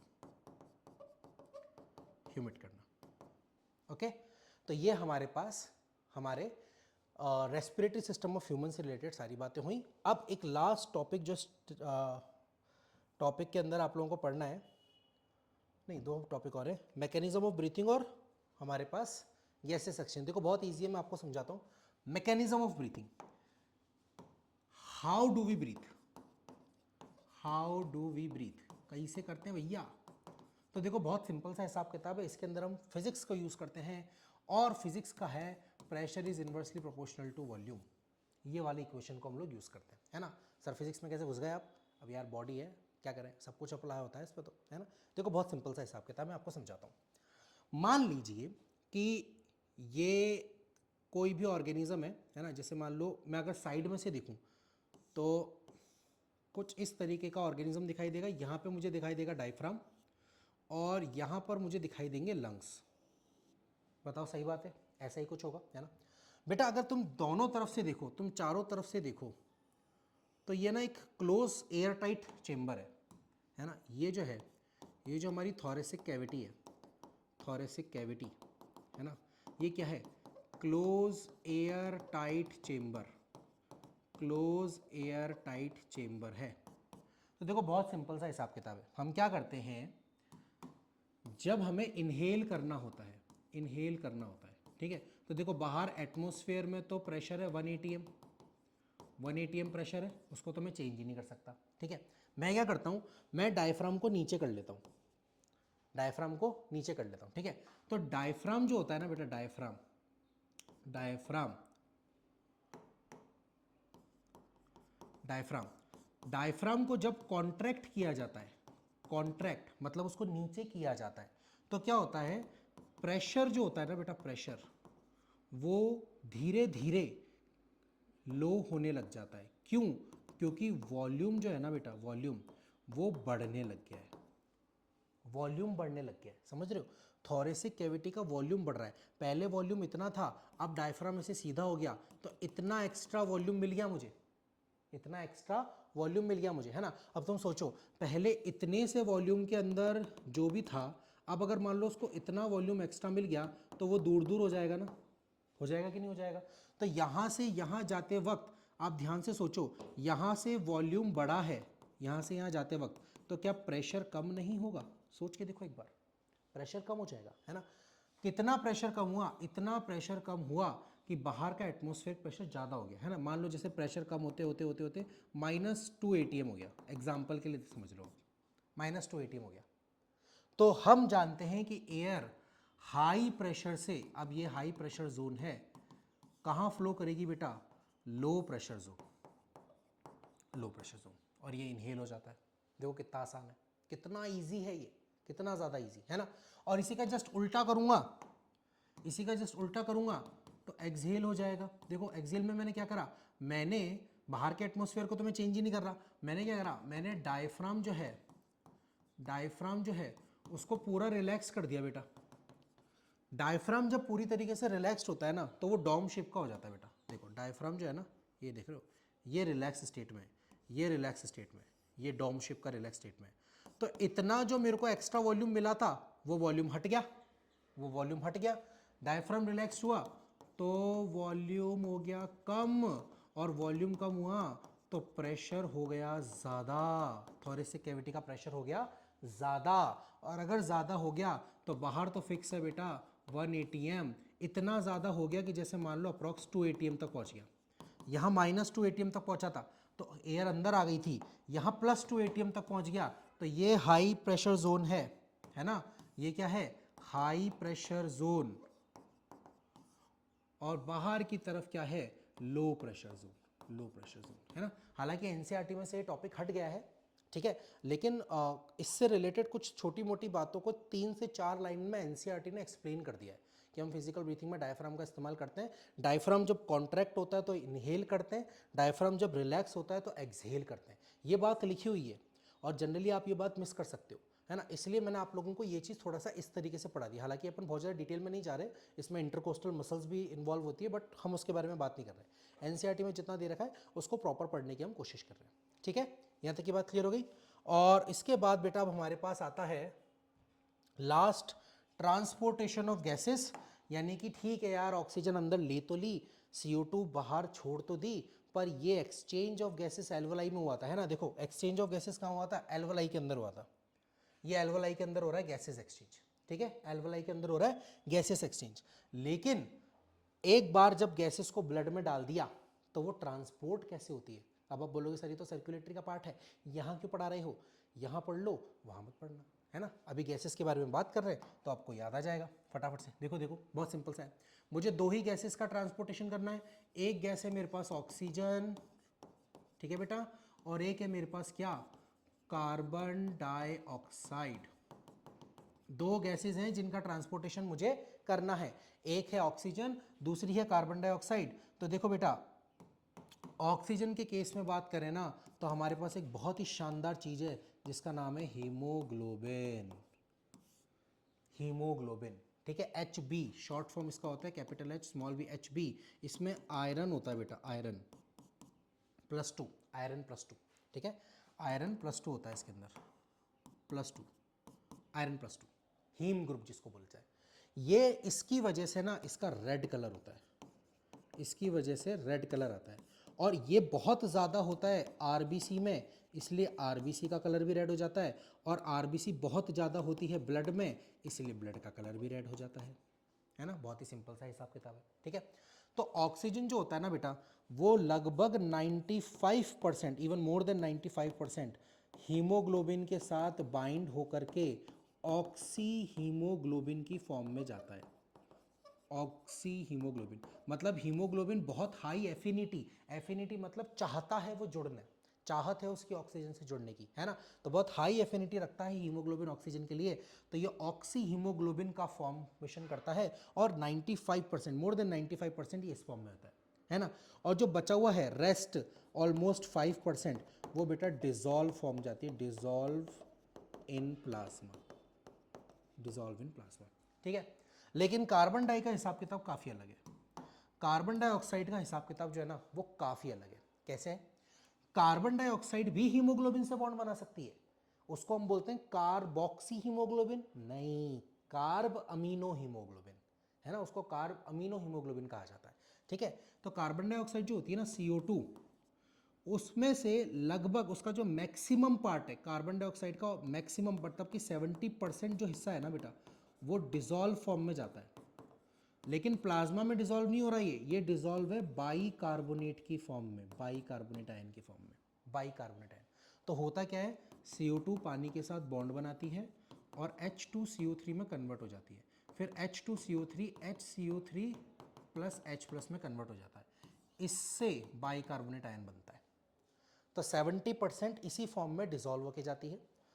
फिर उसके अलावा ऑलमोस्ट 22%, 22 से 25% मान लो, ऑलमोस्ट 21 भी कई जगह पे लिखा होता है, ये होता है डिजॉल्व इन प्लाज्मा, और लेस देन 5% ही कार्बन डाइऑक्साइड हीमोग्लोबिन से बॉन्ड बनाती है बेटा, और बनाती है क्या, carb amino haemoglobin, carb amino haemoglobin, ठीक है। तो ये चीज़ भी आपको डेटा पता होना चाहिए। कार्बन डाइऑक्साइड का 70% यानी मैक्सिमम हिस्सा जो है वो डिजॉल्व फॉर्म में जा रहा है। अच्छा, ये डिजॉल्व इन प्लाज्मा है बेटा, ये प्लाज्मा में डिजॉल्व नहीं है, ये आरबीसी के अंदर ही है, ठीक है। और आरबीसी का मैक्सिमम 95% जो है, मैक्सिमम वो इस फॉर्म में जा रहा है, ऑक्सी हीमोग्लोबिन की फॉर्म में, ठीक है। ये ट्रांसपोर्टेशन ऑफ गैसेस से रिलेटेड बात हो गई। तो ये रेस्पिरेशन बहुत ज़्यादा इंपॉर्टेंट टॉपिक था बेटा। अब अगर आप थोड़ा सा आपकी एनसीईआरटी को देखो तो देखो बहुत सिंपल सी रेस्पिरेशन स्टार्ट करती है, उसमें दो एक्टिविटी आप लोगों को बता रखी है। बहुत सिंपल एक्टिविटी है कि यहाँ पर क्या करें, आप फ्रेश लाइम वाटर लें। फ्रेश लाइम वाटर अगर आप लेते हैं तो क्या होता है बेटा, फ्रेश लाइम वाटर के अंदर क्या होता है, कैल्शियम हाइड्रोक्साइड होता है, कैल्शियम हाइड्रोक्साइड, है ना। 2 सेकेंड,